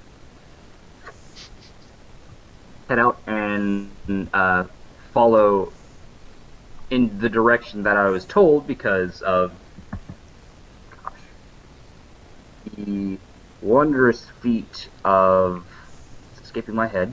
Do you have a feet? Can't- Yep. Yeah, variant human. Ah, okay. With keen mind, Ah. he will follow the direction that Yep. Oak and Galdor. That is Starting that going. is an excellent feat especially for a wizard. Good So- point. Yeah, basically eidetic memory. So yeah, you remember, Diana said, yeah, that looks like they headed down the northwest road. So Harim has no On the problem. drink. Yeah, Peace. Harim has no problem heading out that direction, and being that he's flying and flying up relatively high, he has no problem seeing any of that. However, there is a limitation on the distance for your vision through him. He can see, but once he gets far enough away from you, I think what is it, 100 feet? It's not a lot. Feet. Yeah. Once he gets Basically, he would have told Trim to basically come back into range and send him a blip if there was trouble in that area. Okay. So, Rim flies out. As soon as he gets outside 100 feet from you, you can no longer see. And he's out there doing as told. Well, tonight, no books. Diana's just gonna look over at Jeffrey's like, I was gonna drink. Now I need to babysit you. I don't need a babysitter. You can just sit. It's fine. Can you even find the bed without tripping over your feet? A serving girl happened to be walking past, hears you guys talking, looks over, sees this human with this blindfold across him, and you saying, "Can you even find that without tripping over your feet?" And she goes, "Oh, you poor man. Do you need help to your room? Here, I'll help you." The moment she does that, Diana would just kind of lean across to keep her from touching her. Out. She's kind of taken aback and like, "Okay," and walks away. Surprised someone was nice about that. You're also a walking coin purse. With no coin. All right. So, I assume you help him up to his room. Bitching the entire way, but yes. Okay. But that's normal. All right. So, Reya, you head to bed? No. So you know all the markings I made before? Yep. I'm gonna take a dagger and just like put a big X over all of them, Okay. Oh. and then I'm going to grab a pillow, cast firebolt onto it, and just hold the pillow while it burns. Okay. So, you do that, and the pillow eventually burns, and being that you're holding on to it, as you're holding on to it, do you continue to hold on to it as it starts to burn you? Until I feel like I can't take it anymore, yeah. Okay, you take 3 points of damage to your hands as you're holding it. Are you like hugging it, or are you just holding it in your hands? Hugging it. You're hugging it, Whoa. okay. So you take 5 points of damage because you have this flaming pillow right up against you. But at that point, you can't take any more, and you have to throw it down. So you throw it down, and by this time, the pillow has been so weakened by the fire. When you throw it down, it pretty much kind of breaks open. The feathers in the pillow catch really quickly and burn up really quickly, and then there's just ash and a few embers left over of this pillow, and you've taken 5 points of damage. Alright. Okay. I'm gonna like crawl under the bed and go to sleep. Okay. Oh no. Would Stop Diana making me smell sad. the smoke? Okay. Subtle, what about you? I'm gonna go to a waiter and ask him if he has a tray full of sweets. All right. Yep. You find one of the servers, and they kind of looks at you and says, well, we've got sweet meats. We Do don't. you have any cookies or cake or pie or... No. Well, we've got meat pie. Do you have any fruits per se? Maybe. Hold on. He runs towards the back. He comes out a little bit later, and looks like he's got a handful of fruits, a couple different things. Looks like there's some grapes, small amount of grapes, small bunch. An apple. There's an orange in there. Looks like some other kind of berry. He's not sure what it is. He doesn't know what to tell you. To you, it'd look like a blueberry. He's not sure what the name of it is. It's just, I don't know, some kind of berry that's blue. And he says, here, that's what I could find. They look okay. The grapes look like, they wouldn't last too much longer. before they go bad, but they're still probably okay for now. The rest of it seems, all right. Would Diana have smelled the smoke from the pillow burning, given how sensitive her nose is? Not necessarily, but we're still dealing with subtle here, so hold on. Thank you, young man. Do I need to pay for you for this, or is it included? He kind of looks around. Bars, even though it's late, because Oak and Galdor, it'd be a little after midnight when they finally get out of the city, because it is relatively large. But for you guys, you basically had just, after they left them. So it's, about 11 o'clock still, maybe a little after, when everyone who's at the tavern, their stuff is going down. So there are still a decent number of people drinking and eating and singing and dancing. So he kind of looks around. He says, "I don't think anybody would miss him. Take him." Thank you very much. And Subtle is gonna go to Reya's room and knock on the door gently. Aww. Go away. Aww. Are you sure, young lady? I have a basket full of fruits, and there's too much here for me. Perhaps I could share some with you. Go away.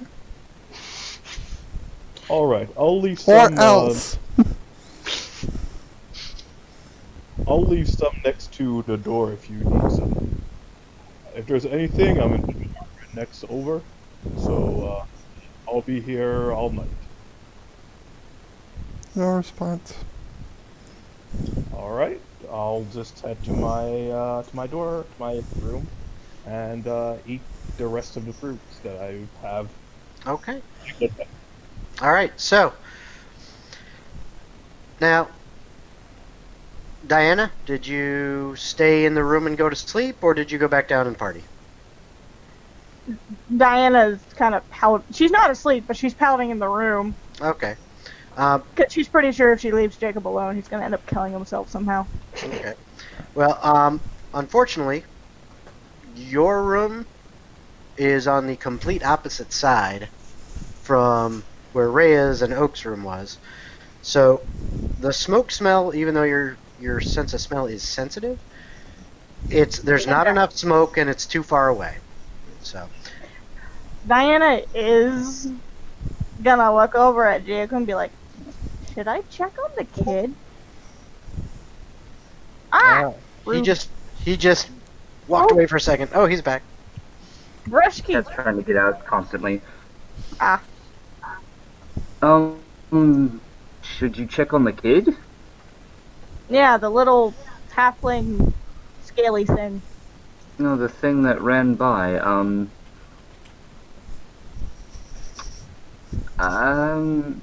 I don't know.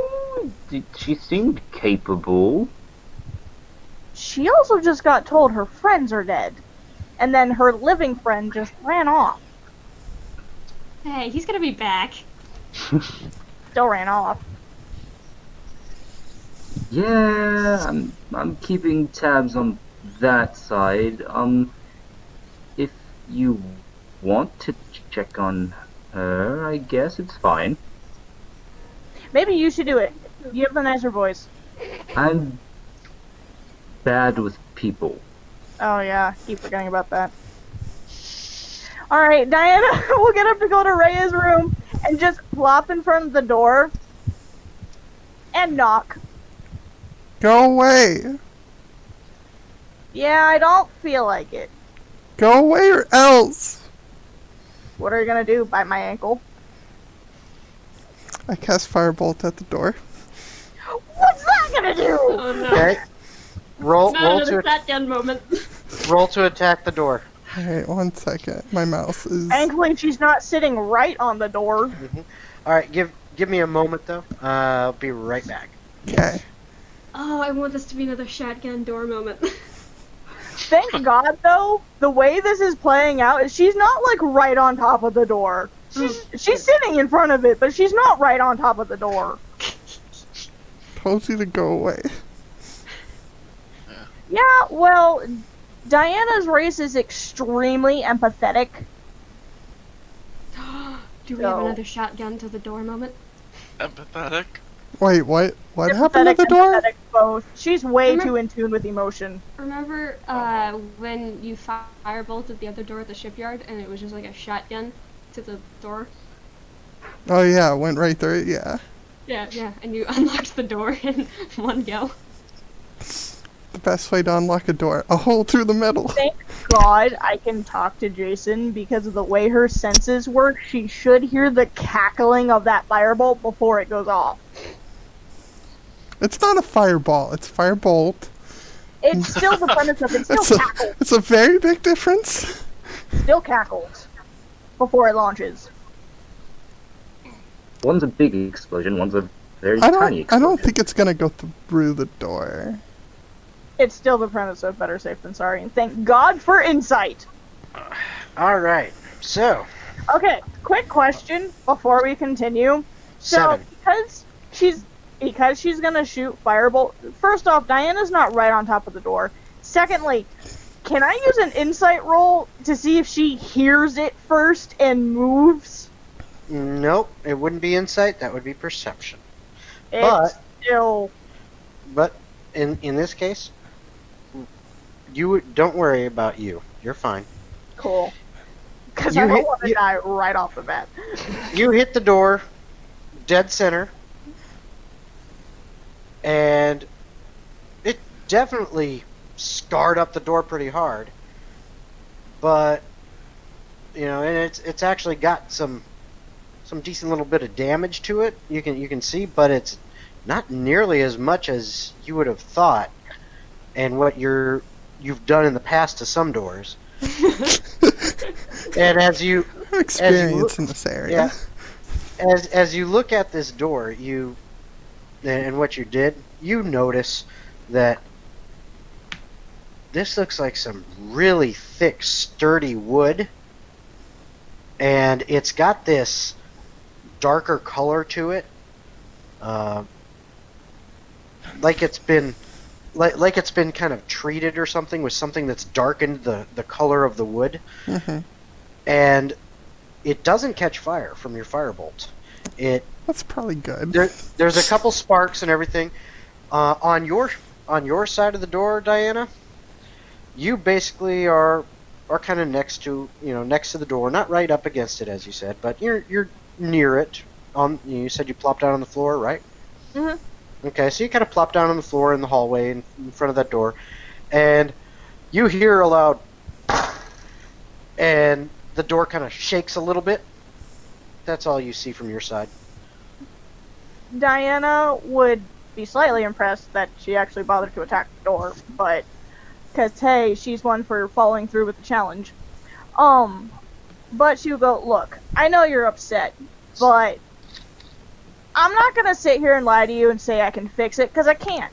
So how about instead of being holed up in the room all night, you let me and Jacob tell you some stories of your picking.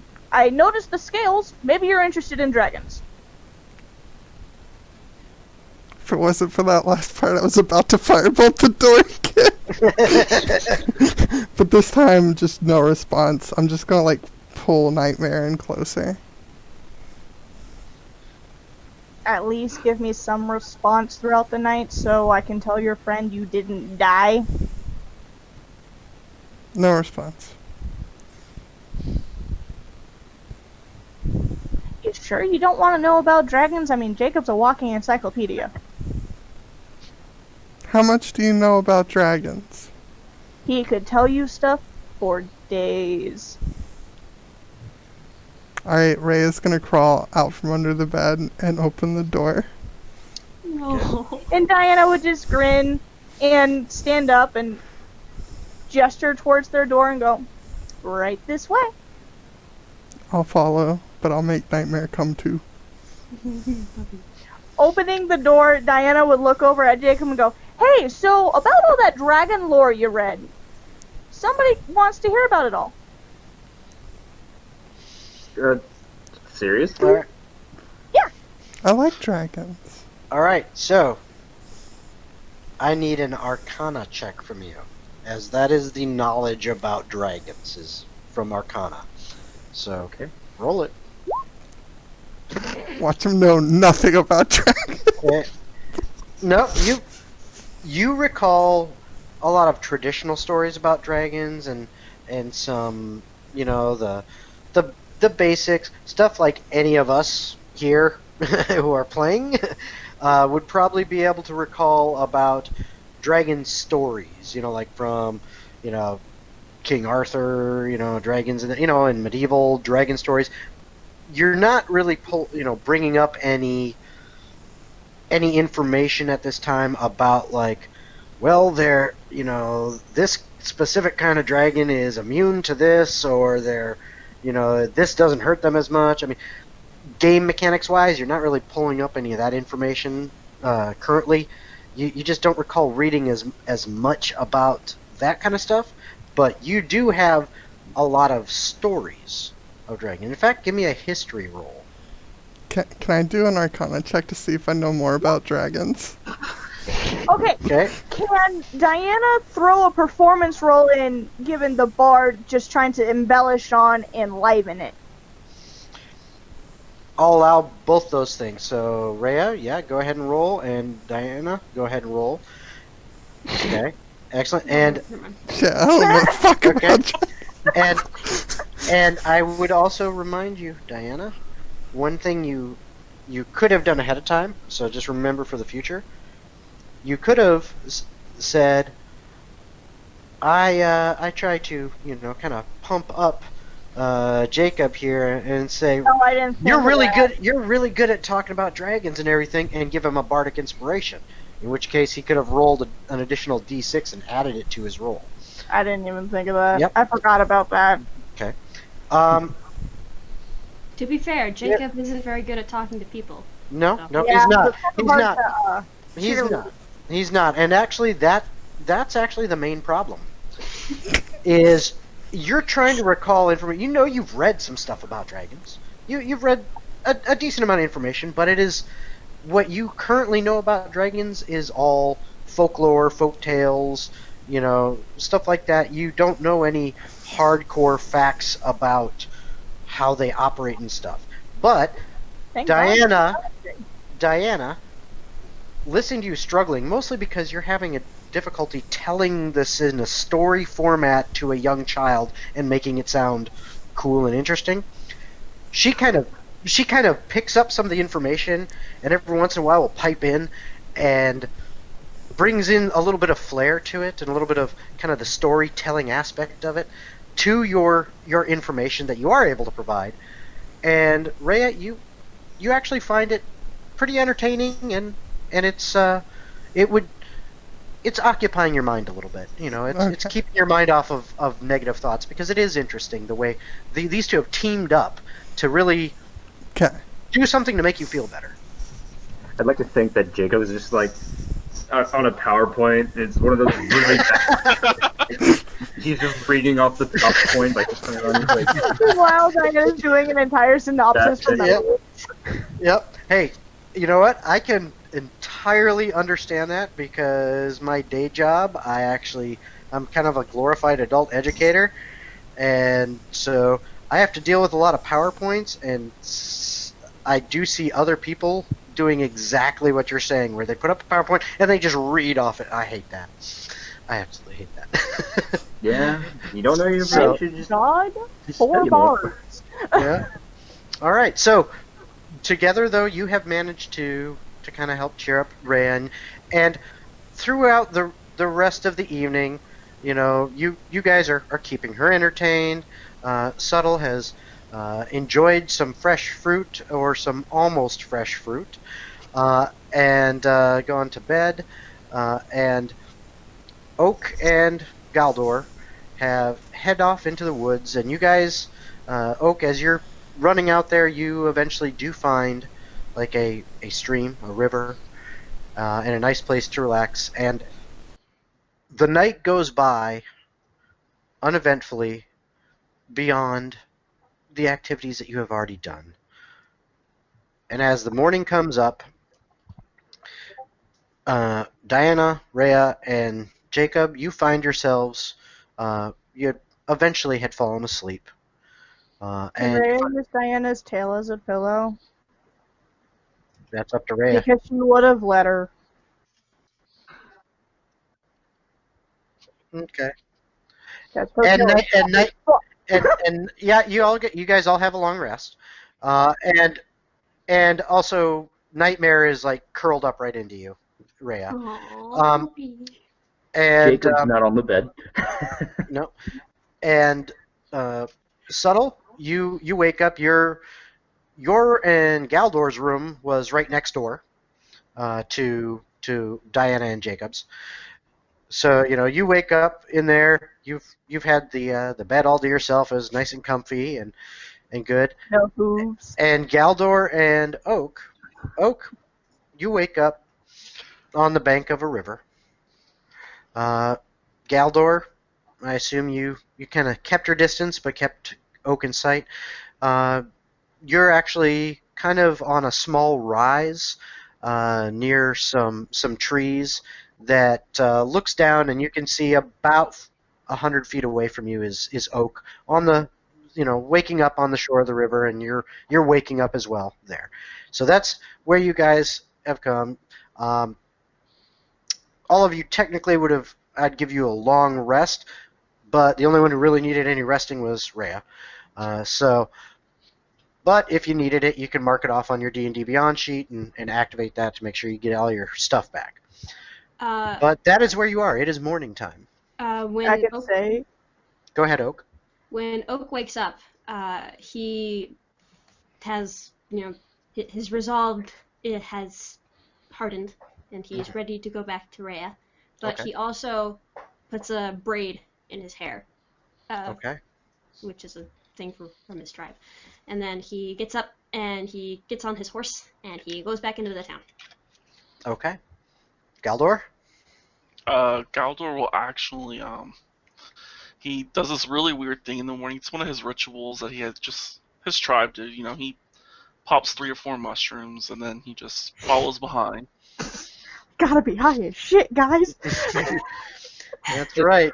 Prim had when you found them. Oh no, they just grow on me. They don't really do anything. I mean, some will get you high, but they're just Yeah. flavor. Hey, as you approach the gates of the city, you know you're off to a good start when the gates start talking to you. My friends. Bruh.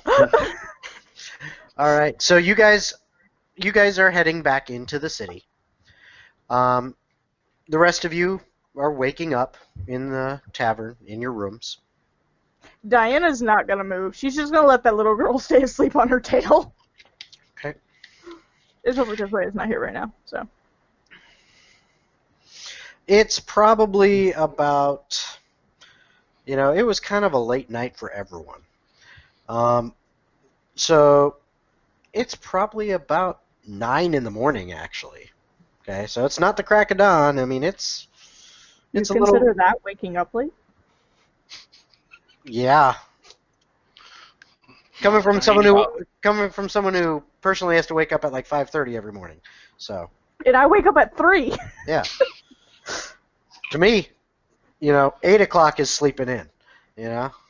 Noon Yeah. for me. Yeah. Get a Well- whole extra 8 hours. Yeah. So it's about 9 o'clock in the morning.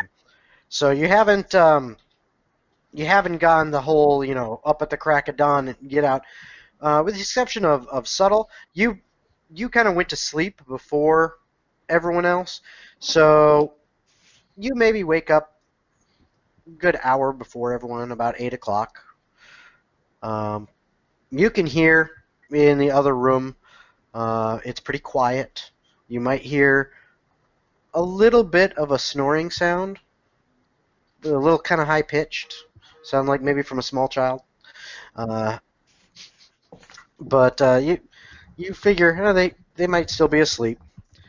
But I mean, you you know for sure because you can smell it that there is breakfast cooking downstairs, and they've probably been cooking for a while and serving quite a bit because the inn did have quite a few people staying in it this last evening.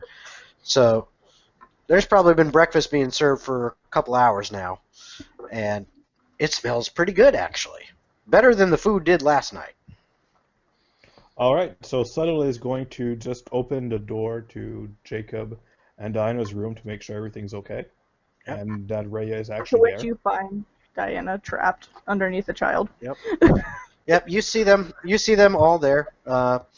Diana and Reya are on the bed, and Reya's using Diana's pillow or tail as a pillow.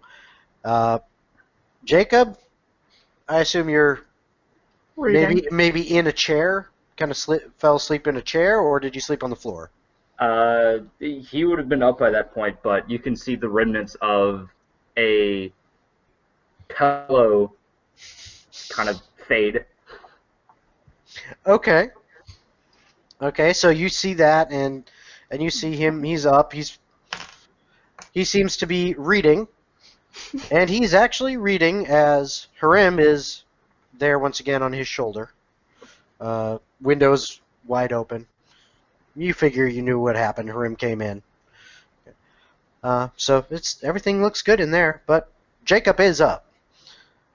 So's Diana, a little bit. She's kind of half in and half out, but she's just not moving because she's got a child on her tail.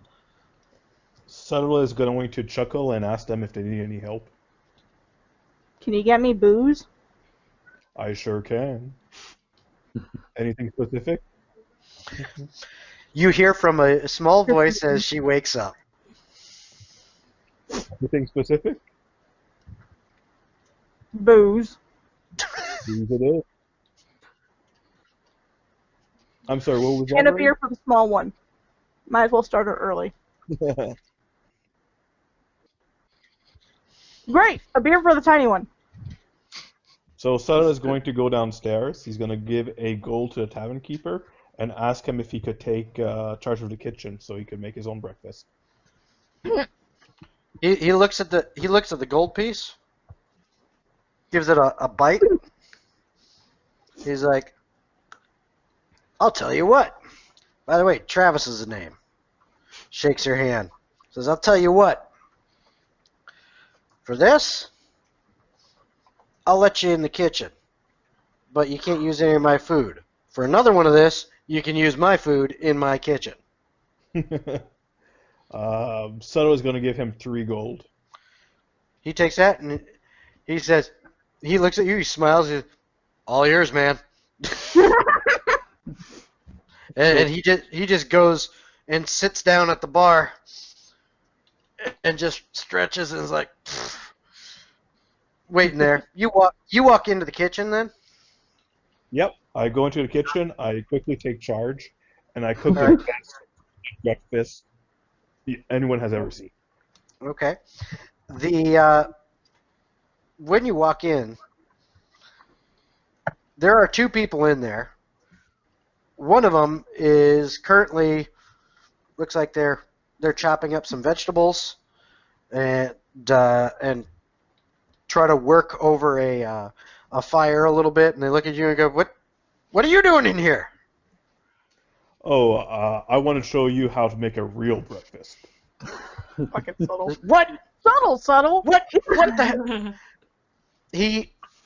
This guy, he kind of throws his stuff down. The other person who's in here is a young girl who she's just kind of, doing little things with the food here and there, and she just, kind of sees this exchange, sees the other guy just kind of get pissed off, storm out of the kitchen out towards the bar, and you hear out there some shouting back and forth.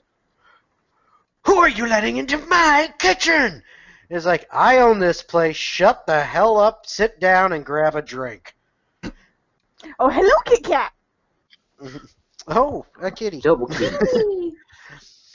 So, you hear that kind of exchange going out there, and then the girl kind of looks at you and says, "Hi." Do you, Hi do you there, need little girl. My name is Subtle. What is your name? uh Karina? Hi, Karina. Do you want to help me cook out a fantastic breakfast? Sure, that's what I do every day. Um, Usually with Ronald, but okay. Well, I'm sure with your help, this breakfast is going to turn out great. She she kind of gets a little bit of a smile. She's like, no one's ever said my help was good before. Oh, okay. And she kind of smiles. She looks like she's probably about 10, 11. A little human Well, girl.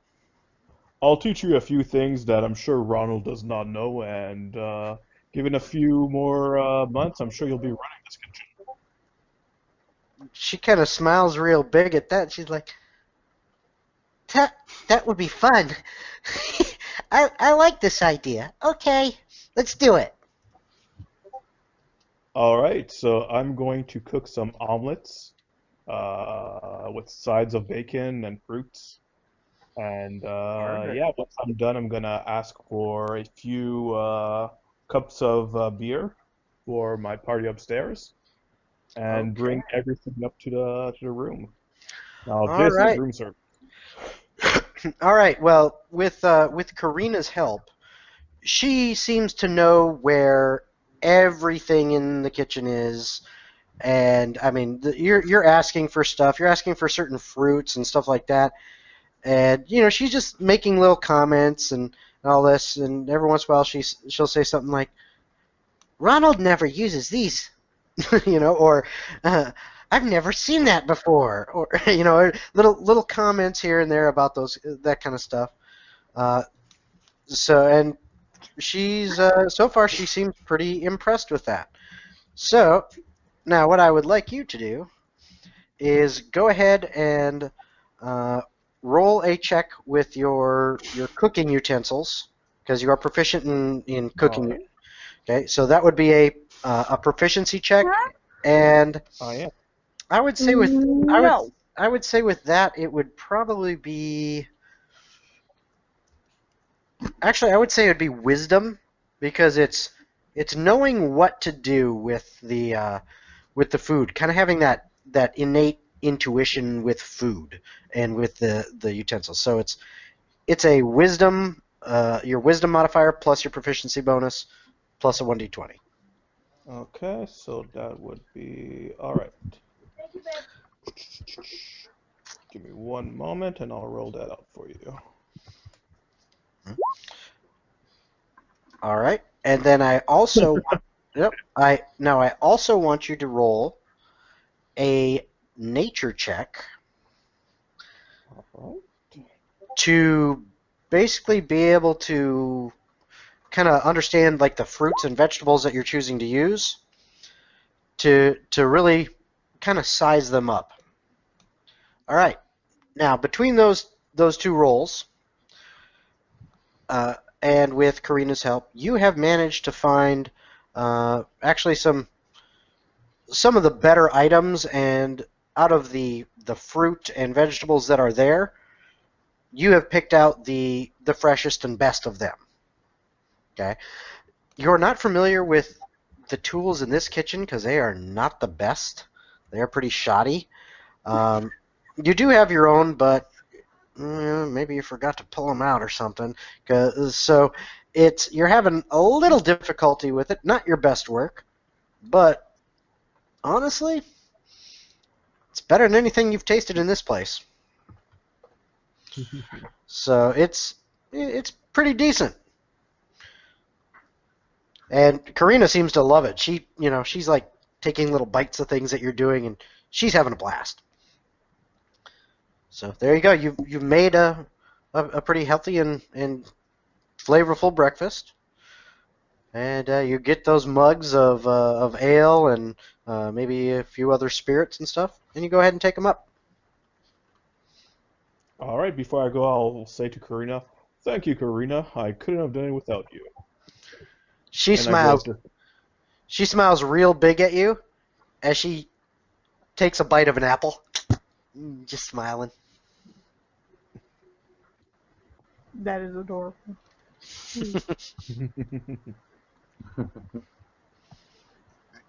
So I head up the door. I head up the stairs. I knock on the door and I open it and I say, "Breakfast is served."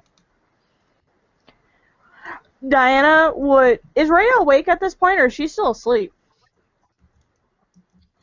Half asleep? Alright, so Diana would nudge Reya and go, "Now, here's going to be the highlight of your day. Subtle makes the best food."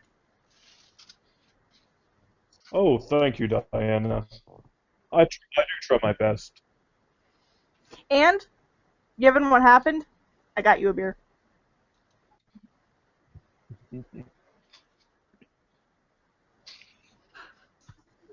Subtle hands the beer to Reya.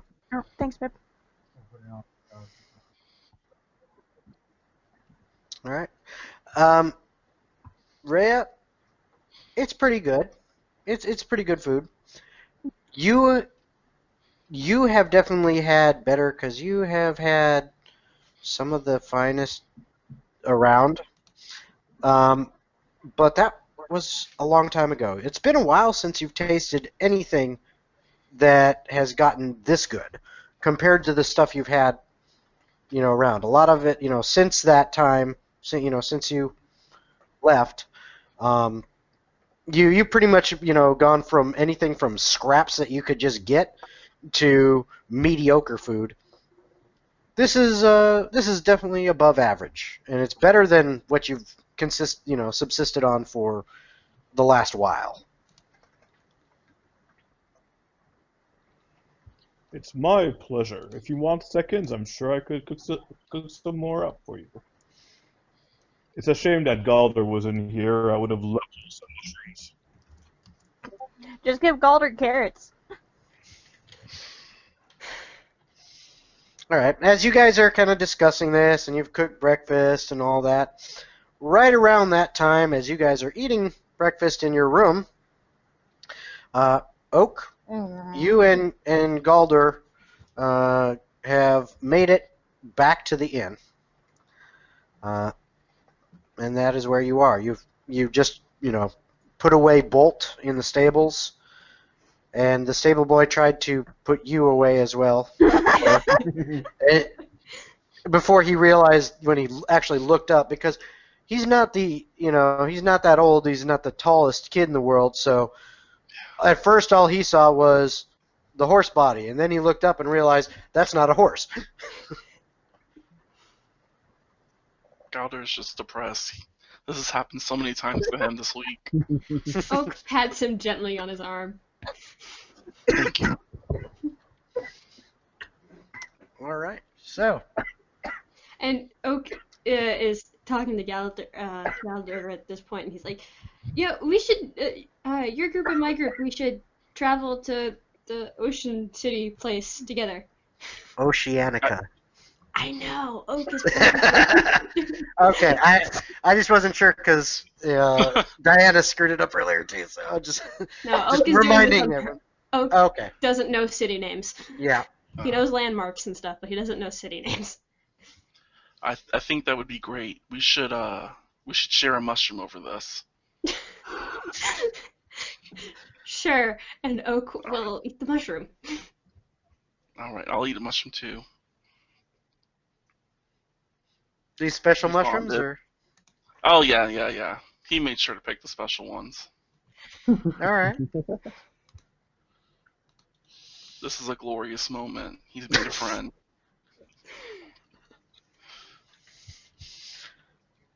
All right. So what does everyone do now? You're all at the same moment in time now. You guys are kind of finishing up the breakfast in the room.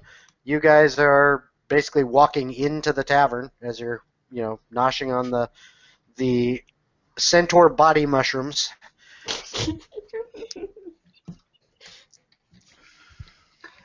Reya, what's this black stone thing? I tried to talk to the father, but he seemed occupied?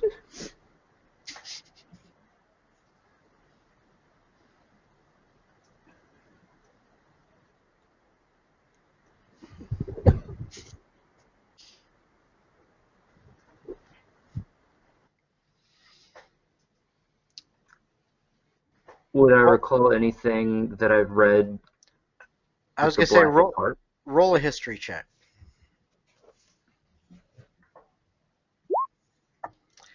That is a natural 20. Yep. Yes, it is. For a total of 25. Now, that name rings a bell. When you were kind of remembering before these, that there was something that happened around the turn of the eras. And you can kind of remember some of the information about things happening. But now, when you hear that name, you are 100% positive that in those carvings, those tablets that you were looking at, you saw that name appear several times. And you're confident that whatever that blackest heart is, it had something to do with the events that were so terrible they're basically almost practically erased from the historical record, and time was started over again as a new era from year zero. So something big happened, and you think that name, whatever that is that's attached to this stone that Ray is talking about, is somehow directly involved with that. Sorry guys, but what did I just miss while I was dying? When did you start dying? What do you last remember? This is the third time it's happened to me this week. I started choking on a nugget, so... No, what do you last remember from... Yeah, this is the third time this happened this week. It's what Galdor said. Oh, that's... Oh, okay, that part. Okay, basically, Oak and Galdor shared some mushrooms. So they're kind of bonding a little bit. Oak, recommended, hey, why don't we all travel together to that ocean city, whatever it is, or whatever. And then I said, okay, what are you guys all doing? You're all at the same time frame. They're about to walk into the tavern for the inn. You guys are up finishing breakfast. And then Jacob started asking Reya some questions. He asked about that black stone thing. She brought up the name The Blackest Heart. And then that sparked some memory in him. Okay. Things he had learned. Catch up? Thank you. All right. Nuggets and laughter don't mix. So, this is just a quick question. What year is it? Very good question. Let me open this up and pull up that information, because it has been Well, you do that. It is You do that. It's a long time since I looked. Come on. Diana's just gonna look at Jacob and go, dude, you've got to stop asking questions so much. You're gonna get us in trouble more than my own tongue does. Come on. Thank you. Why you gotta be slow right now when I need your information? All right. Okay.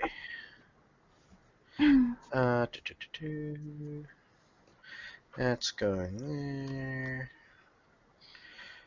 All right. Yep. There you go. And also, just to kind of fill you in, you should have all had a chance to kind of read through the campaign info stuff in the Discord channel. But the world is, the name of the world, common to every character knowledge, is Menot, M-E-N-O-T. There are 13 months, and there are 4 seasons throughout the year. Seasons are called Light Rise, which is basically spring, High Soul, which is summer, Chill Night, which is fall, and Deep Sleep, which is winter. Each month has 20 days, with the exception of the month of Hepturnus, which has 23, and that is, the month of Hepturnus is directly in the middle of High Soul, and I guess it would be the 12th day, which is the exact middle day singular day on its own, is it would basically be the solar Eclipse? solstice. No, Solstice. solar Summer solstice. yeah, the summer solstice. But other than that, each month has 4 weeks. Each week is 5 days, and so there's 20 days totals. But Hepturnus has 5 weeks. The middle week is only 3 days long, and those 3 days are very, very important days. And currently, you guys, because Oak and Reya and the original party members, you guys started out at the Light Rise Festival, which is basically the first day of spring. And so you basically you should have been somewhere around the month of Capol, Capol. And I believe I put the information somewhere in there as exactly where, but I would have to dig through to find it. And due to your travels and all that, it has actually been a couple months now total. So you're actually in the last month of Lightrise, which is Estol. You are now getting really close to starting the first month of summer. Okay. Alrighty.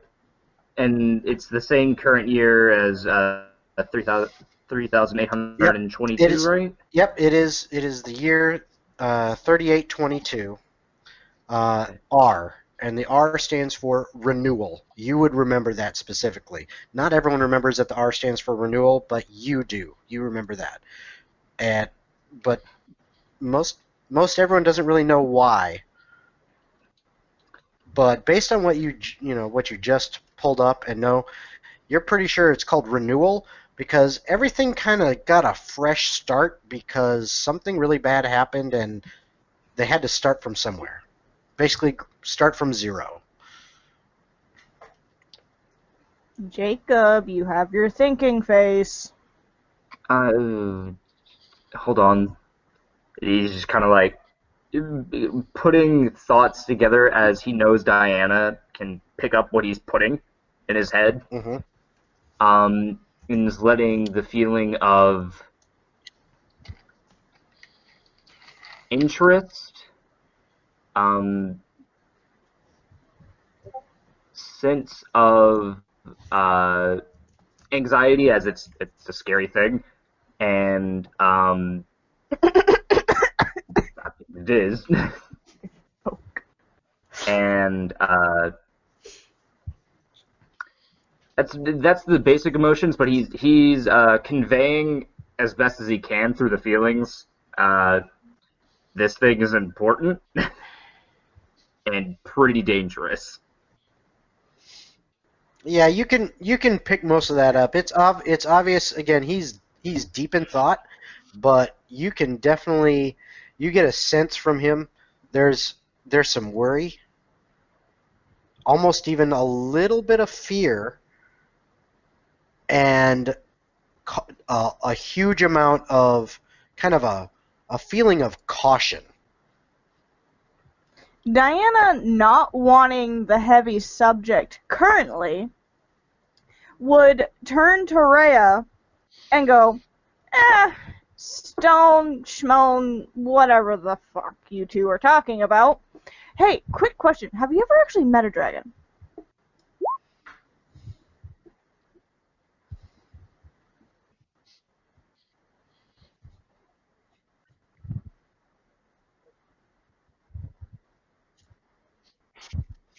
Hmm.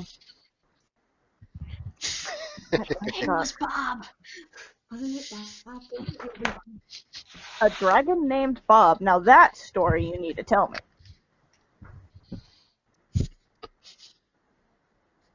She's just trying to get them off the subject so he can collect his thoughts.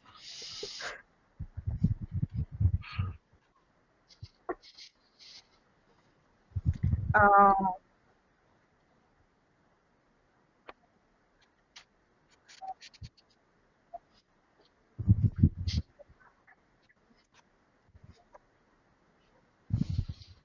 Well, he kind of is just back. He's well, people speak multiple languages, and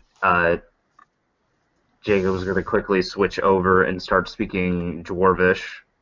For instance, you could talk like this.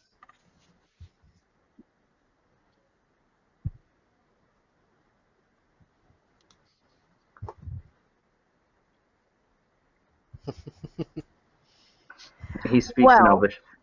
Interesting girl.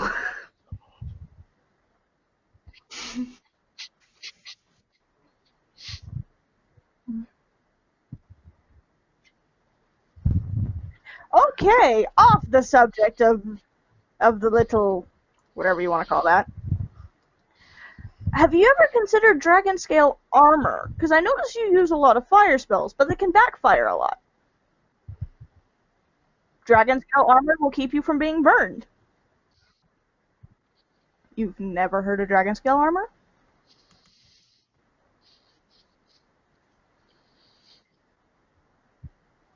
Not if you can haggle. I could teach you.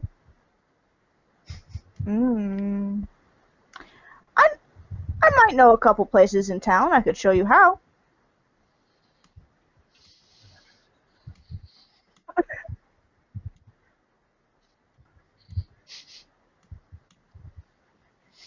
Yep, Diana, if you search your memory, you actually don't know any places in town that sell dragon scale anything.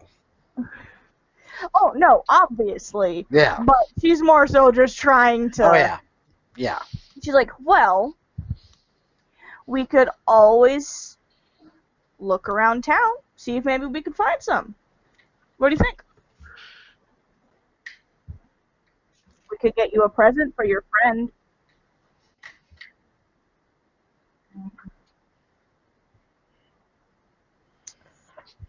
Gold or two, probably. His hooves get stuck everywhere.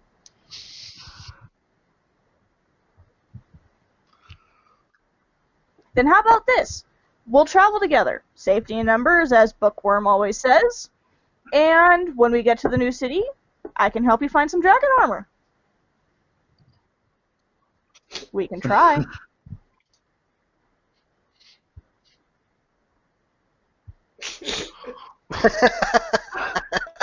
And Diana just grins and pats Reya's back and goes, "Kid, you're my new favorite."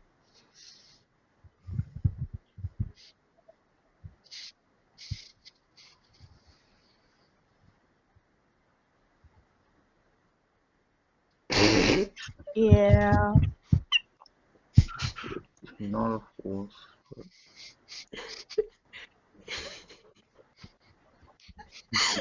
Like human and horse combined. It's very confusing.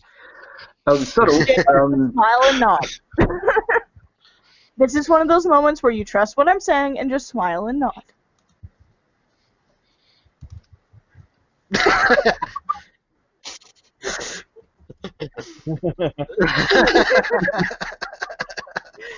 The most awkward, just like, okay. Kind of smile. Subtle. Have we found a place to get a carriage yet? Oh, yeah, we still need to get Golder fitted for that.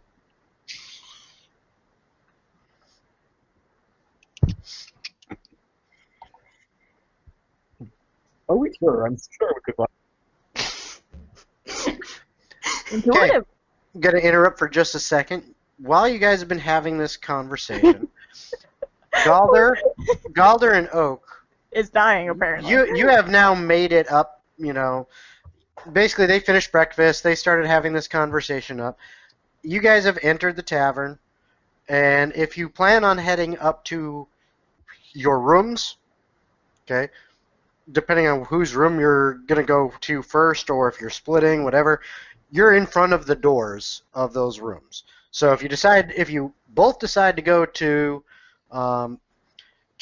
Subtle and Jacob and or Jacob and Diana's room or whatever, if you decide to go over there, whoever's going that way is in front of that door. If you're going to Reya's Oak's room, you're in front of that door. Whichever door you're heading to, you're in front of it. Oak is unconsciously following Galdor. Okay, so where are you heading?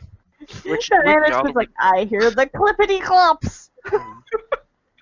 Yeah, Galdor would definitely head to their room. Okay. Not my room, but the others. Okay. Yeah, I mean, those rooms are right next to each other. When you got there, even if you had decided to check your room first, you can hear them talking in the other room. So you know that that's where they're at. just talking crap.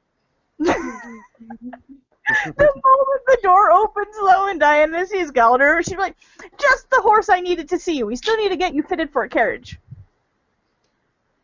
Jacob reminded me. You can thank him. That's my life come to.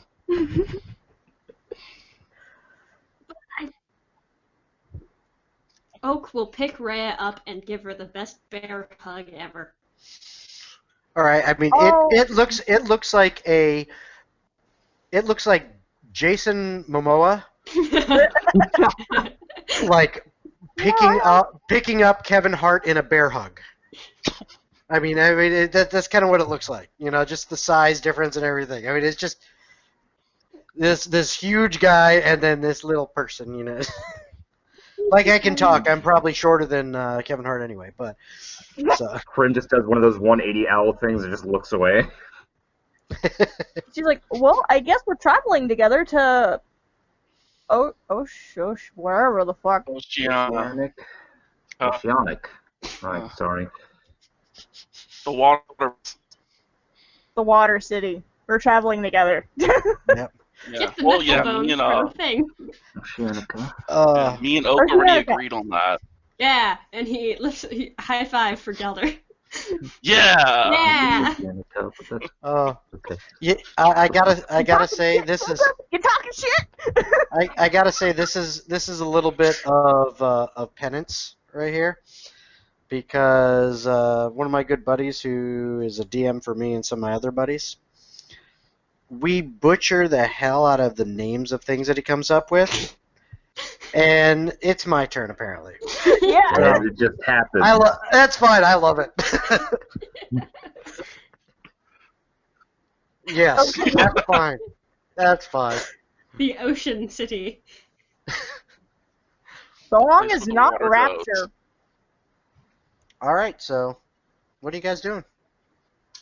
Well, Diana's gonna get up and finally stretch her tail out. Now that she's not stuck with a child on it. Oak is giving Reya a piggyback ride.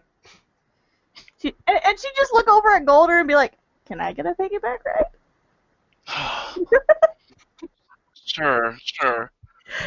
Woo! Hop on. Jacob, you wanna hop on there too? I can fit too. No, it's alright. I won't abuse the power. Subtle is gonna go Thank you. next. Subtle is gonna go next to Galder and whisper in his ear, "How many mushrooms did you feed the kid?" We shared one, but now that I think about it, there is actually another person here I haven't given You a mushroom should be to. okay. He's gonna pull a mushroom and give it to Reya. And Diana's like, she's already had a beer today. Huh? Yeah. Oh yeah, us three we're real good. All right. We've been bonded by the mush. Bonded by the mush. Hey, who wants to try get a mushroom? And Jacob, see what happens. Maybe we'll get lucky and it'll be one of the whoopee ones. Oh yeah, I can make sure of it. And now everybody's just looking at Jacob. I'm I sorry. can hold him still if you want. Oh. Okay, What? Oak, you hold him down. I'll get the mushroom in his mouth. Oak grabs Jacob like in a reverse bear hug. What? Golder, quick, give me the mushroom. Galder hands him a All right, hold on. Hold on. Jacob, are you going to struggle against that, or do you just let it happen? It's your you choice. could try. Okay.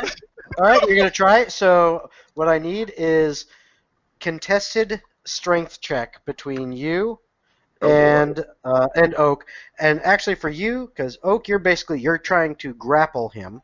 Mm-hmm. So you can either do It's actually Oak. It would be Strength Athletics, Okay. and Jacob, it would be either Strength Athletics or Dexterity Acrobatics, your Oh, no. choice, whichever's better.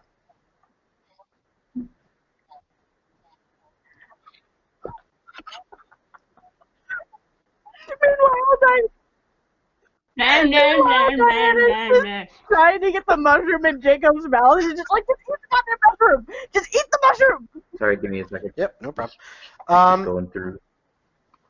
Yeah, Reya, I would say, okay. Do you have any bonus to that? No, I do not have as a tag skill. All right.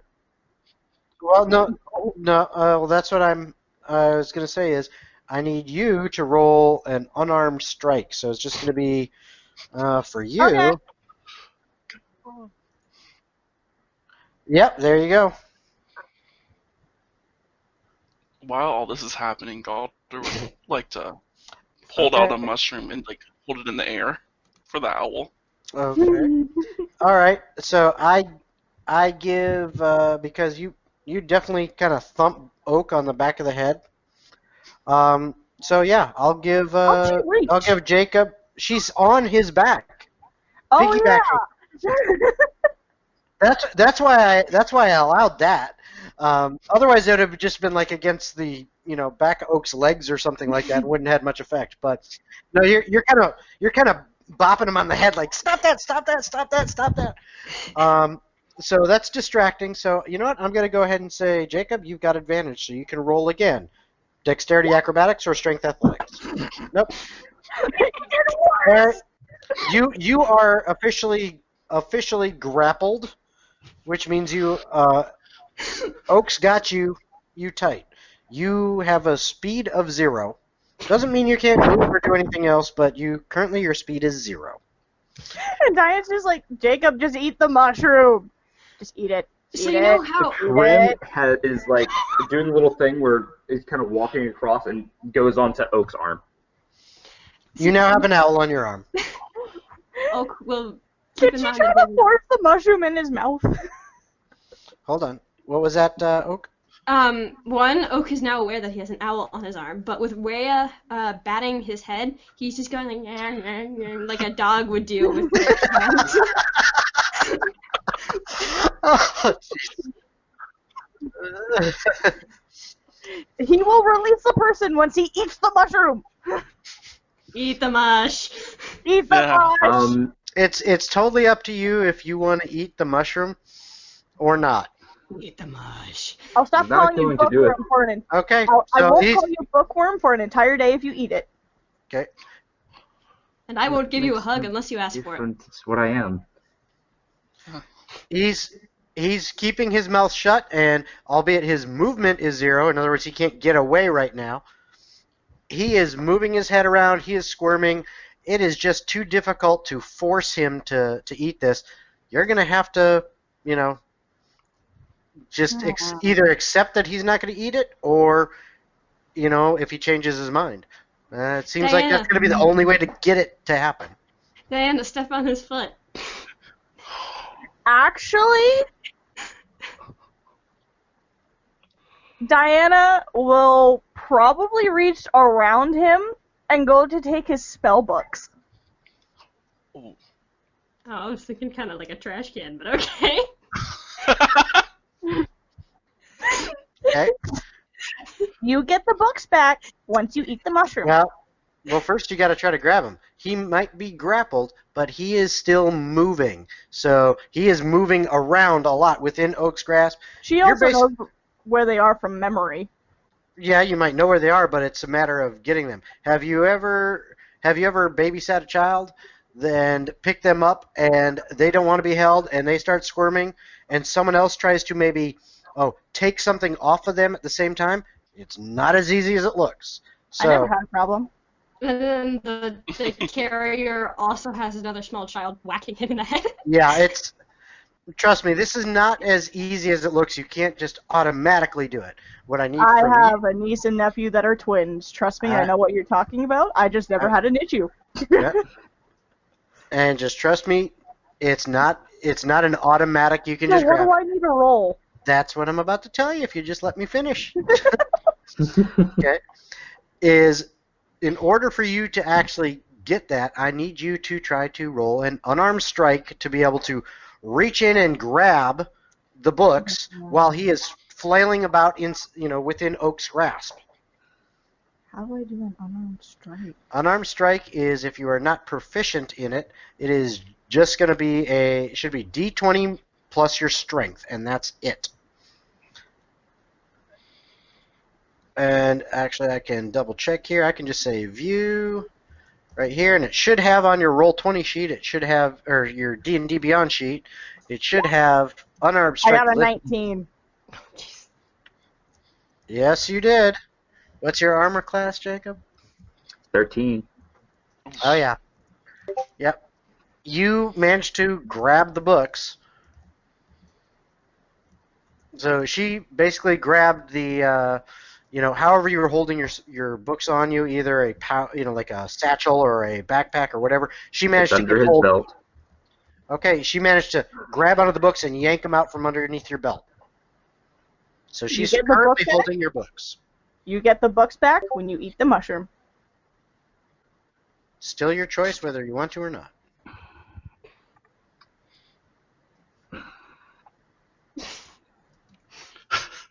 He's But keeping his Galdor. mouth Oh, go ahead. closed, and you see this kind of. You see his hand kind of pulse for a second, and he is going to hold a shocking grasp Oh, you're a dick. Mm. Just not the tail. Just not the tail. through Frim if someone moves towards him. Okay, Oh. so you're using your familiar as a delivery device. Got it. Yep. Okay. So basically, what he's doing is in 5th edition, there's basically two things. You can hold your action, which means you can't hold your movement or bonus actions, but you can hold your action. And he's basically holding his action for if anyone else tries to get close to him, besides Oak, who's currently holding him. If anyone approaches him, then his action will be released, which means that Harim will basically zip over to that person and deliver the shocking grasp spell, as per the normal rules of that spell. So there still has to be an attack roll. I believe that one's an attack roll, right? At Yeah, this point, that's- Diana's just like, Yeah. consider it bonding with our new child friend. Galdor would actually. Oh, this is gonna be so messed up. I would like to use Halo of Spores, but not in the sense I want to attack him with it, but like crush up the spores and blow it into his face. Oh, God. You're getting high one way or another, I guess. It's a saving throw. It's a I feel Constitution like this saving has throw. happened. I feel like this exact antic has happened so many times previously among these four. Quite So I need to possibly. do what now? What kind A of saving? constitution. A Constitution. I just want the bond. So apparently you need to roll a Constitution saving throw. What is your DC, Galdor? Oh yeah, he Yeah, crushed no, it. Not bad. He crushed it. He is not high. So you see him inhale it, but because there's really no choice. But he just doesn't seem affected at all. Now you're just being a party pooper. He's And- built an intolerance.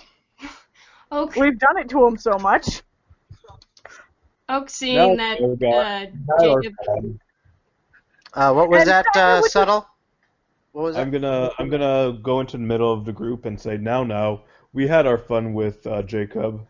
I think it's time to let him go. We may be able to get him to eat mushrooms and have a good time later on, but for now, I think it's time to just put it under the table. Yeah, Oak Fine, is Dad. seeing With that him moving Jacob. forward, Hold or on, go with ahead. him moving, did he move towards me? Yes. Oh, Oh man. It's your So- call. It's your call. You've held your action. You can Or determine. specifically- You can choose to use that action or not.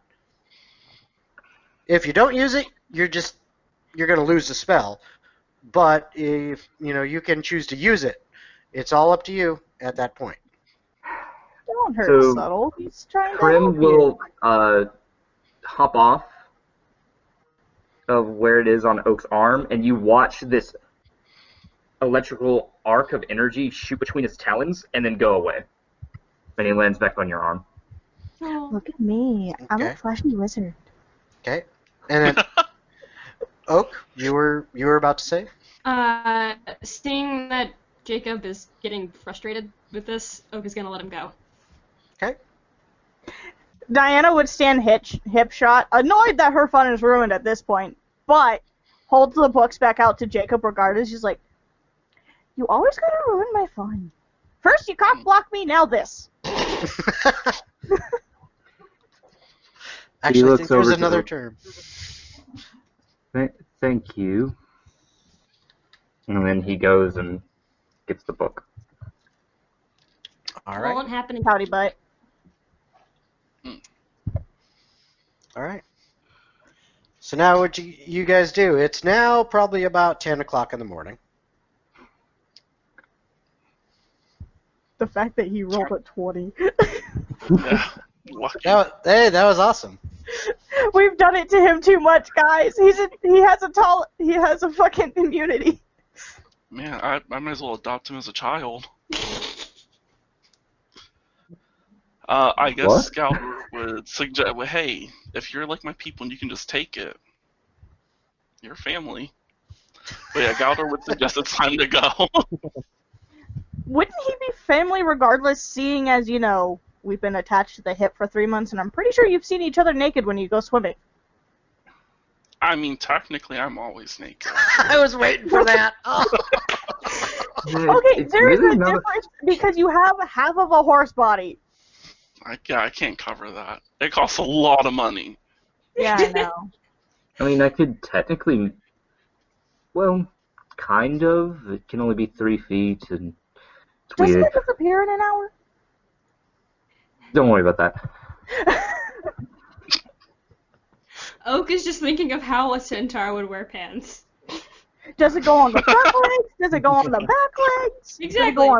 Does it go on all four? Just a weird... All four. You should see the people back at my village. Oh, no. Give him a pair of overalls to where like it goes over the back ones but comes around the front and up the human torso and around the neck. Yes. Galdor would suggest it's time to go to the ocean place. Oceana? Oceanic? Oceanica. Oceanica. Like, I I just gotta thought it was blend the two Oceanica. words. Oceanica. It's one of the two. It's one of the 7. Diana's Jacob just would recall exactly how it's pronounced. Diana's just shouting at this point. Struggle. Instead of using a cart or whatever for Jacob, we can just put him on one of the horses and tie it to someone else. Well, the reason we were getting the cart in the first place is so we can, if we get any more stuff later on, we can just throw it in the cart. That's why I've got a draft horse. His name is Bean. He likes carrots. Okay, but can he handle, 6 people's worth of items?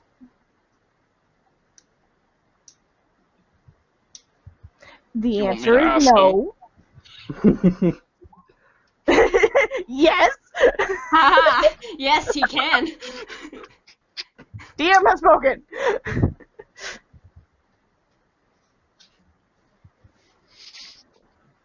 Right, well, Can we at least get one more drink on the way out? Fine. I'll Sweet. walk. I'm heading out.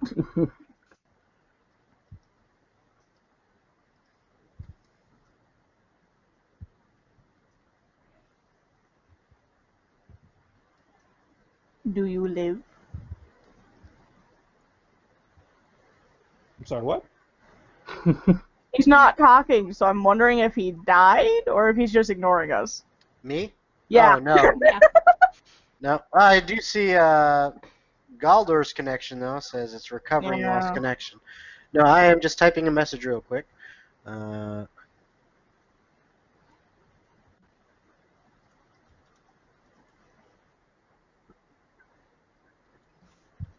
right. Bonding over the Okay. alcohol. Okay. So, Dinah's just happy she has a drinking buddy. all right. So you were saying, is he just being quiet? Talking about me. What were you mentioning before that was trying to get my attention, or? Okay, so essentially the group has decided Reya and Diana are going to grab another beer on the way out, and then they'll leave. Okay. So you guys are all. I'm Getting- back. And Oh, back. there he's back. Good. So you guys are gonna kind of get all your stuff together and hit the road.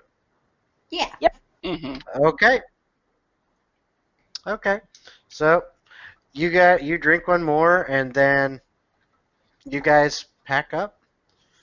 You grab the horses from the stables. Wait, what's the riding situation? Who's riding on which horse? I don't know. That's up to I'm you guys. riding on Golder. Okay. Anyone else? Anyone else? Reya, join me! Damn. There. Oak will put her on Bean with the rest of the stuff in one of the sacks. And then there's Bolt, Willow, and Wind. Which is enough for you three. Yeah. Oak will ride on Wind because Wind is the least trained. Which one's pretty trained? I'm not sure I could actually fit on a horse. Jacob can go on Willow because Willow seems nice. Yeah. Let's just double check this. How much do you weigh there, Subtle? 320. Damn. 300. That is one hell of a big tabaxi. Yeah. All right. But I would say if you're putting him on Bolt, which is the only one that's left. I mean, Bolt is a stallion. Mm-hmm. You know, he's pretty sturdy. He could probably carry you. Probably. Oh, score. I mean, you're gonna be a bit of a load for him, and he might need to take a few more breaks now and then. But it won't really slow you down too much. You're already slowed down a little bit because Bean can not move as fast as the other horses, but he can carry a hell of a lot more. So, yeah, you could ride Bolt and it would work out. All right. So, you guys figure out your horse situation. You got all your stuff packed up on Bean and a few of the, for more personal stuff that you want to keep close by. It's either on your person or in some of the other little small saddlebag setups that come with the regular riding saddles on the other horses. So you guys are all set, and you head out from the town, and around about by the time you've packed everything up and head out, it's about noon when you finally come out of the gates on the northwest gates of the city and begin on your road heading to Oceanica, and that is where we're going to end the session. And come next week, everyone is now level 4. So I want you between now and next week to level up to 4, and there you go. That's where we're at. Alright. One of these days, Yep. you will get high. Like Alright. almost were. Another feat. All right. All right. So, yep, you guys are now level 4, and we'll see you next week. For anyone who out there who's actually watching, I hope you enjoyed the recording that we've had to place on YouTube. So that's when you're watching it, if you are. But hopefully you'll join us next week for some more fun. Bye, everyone.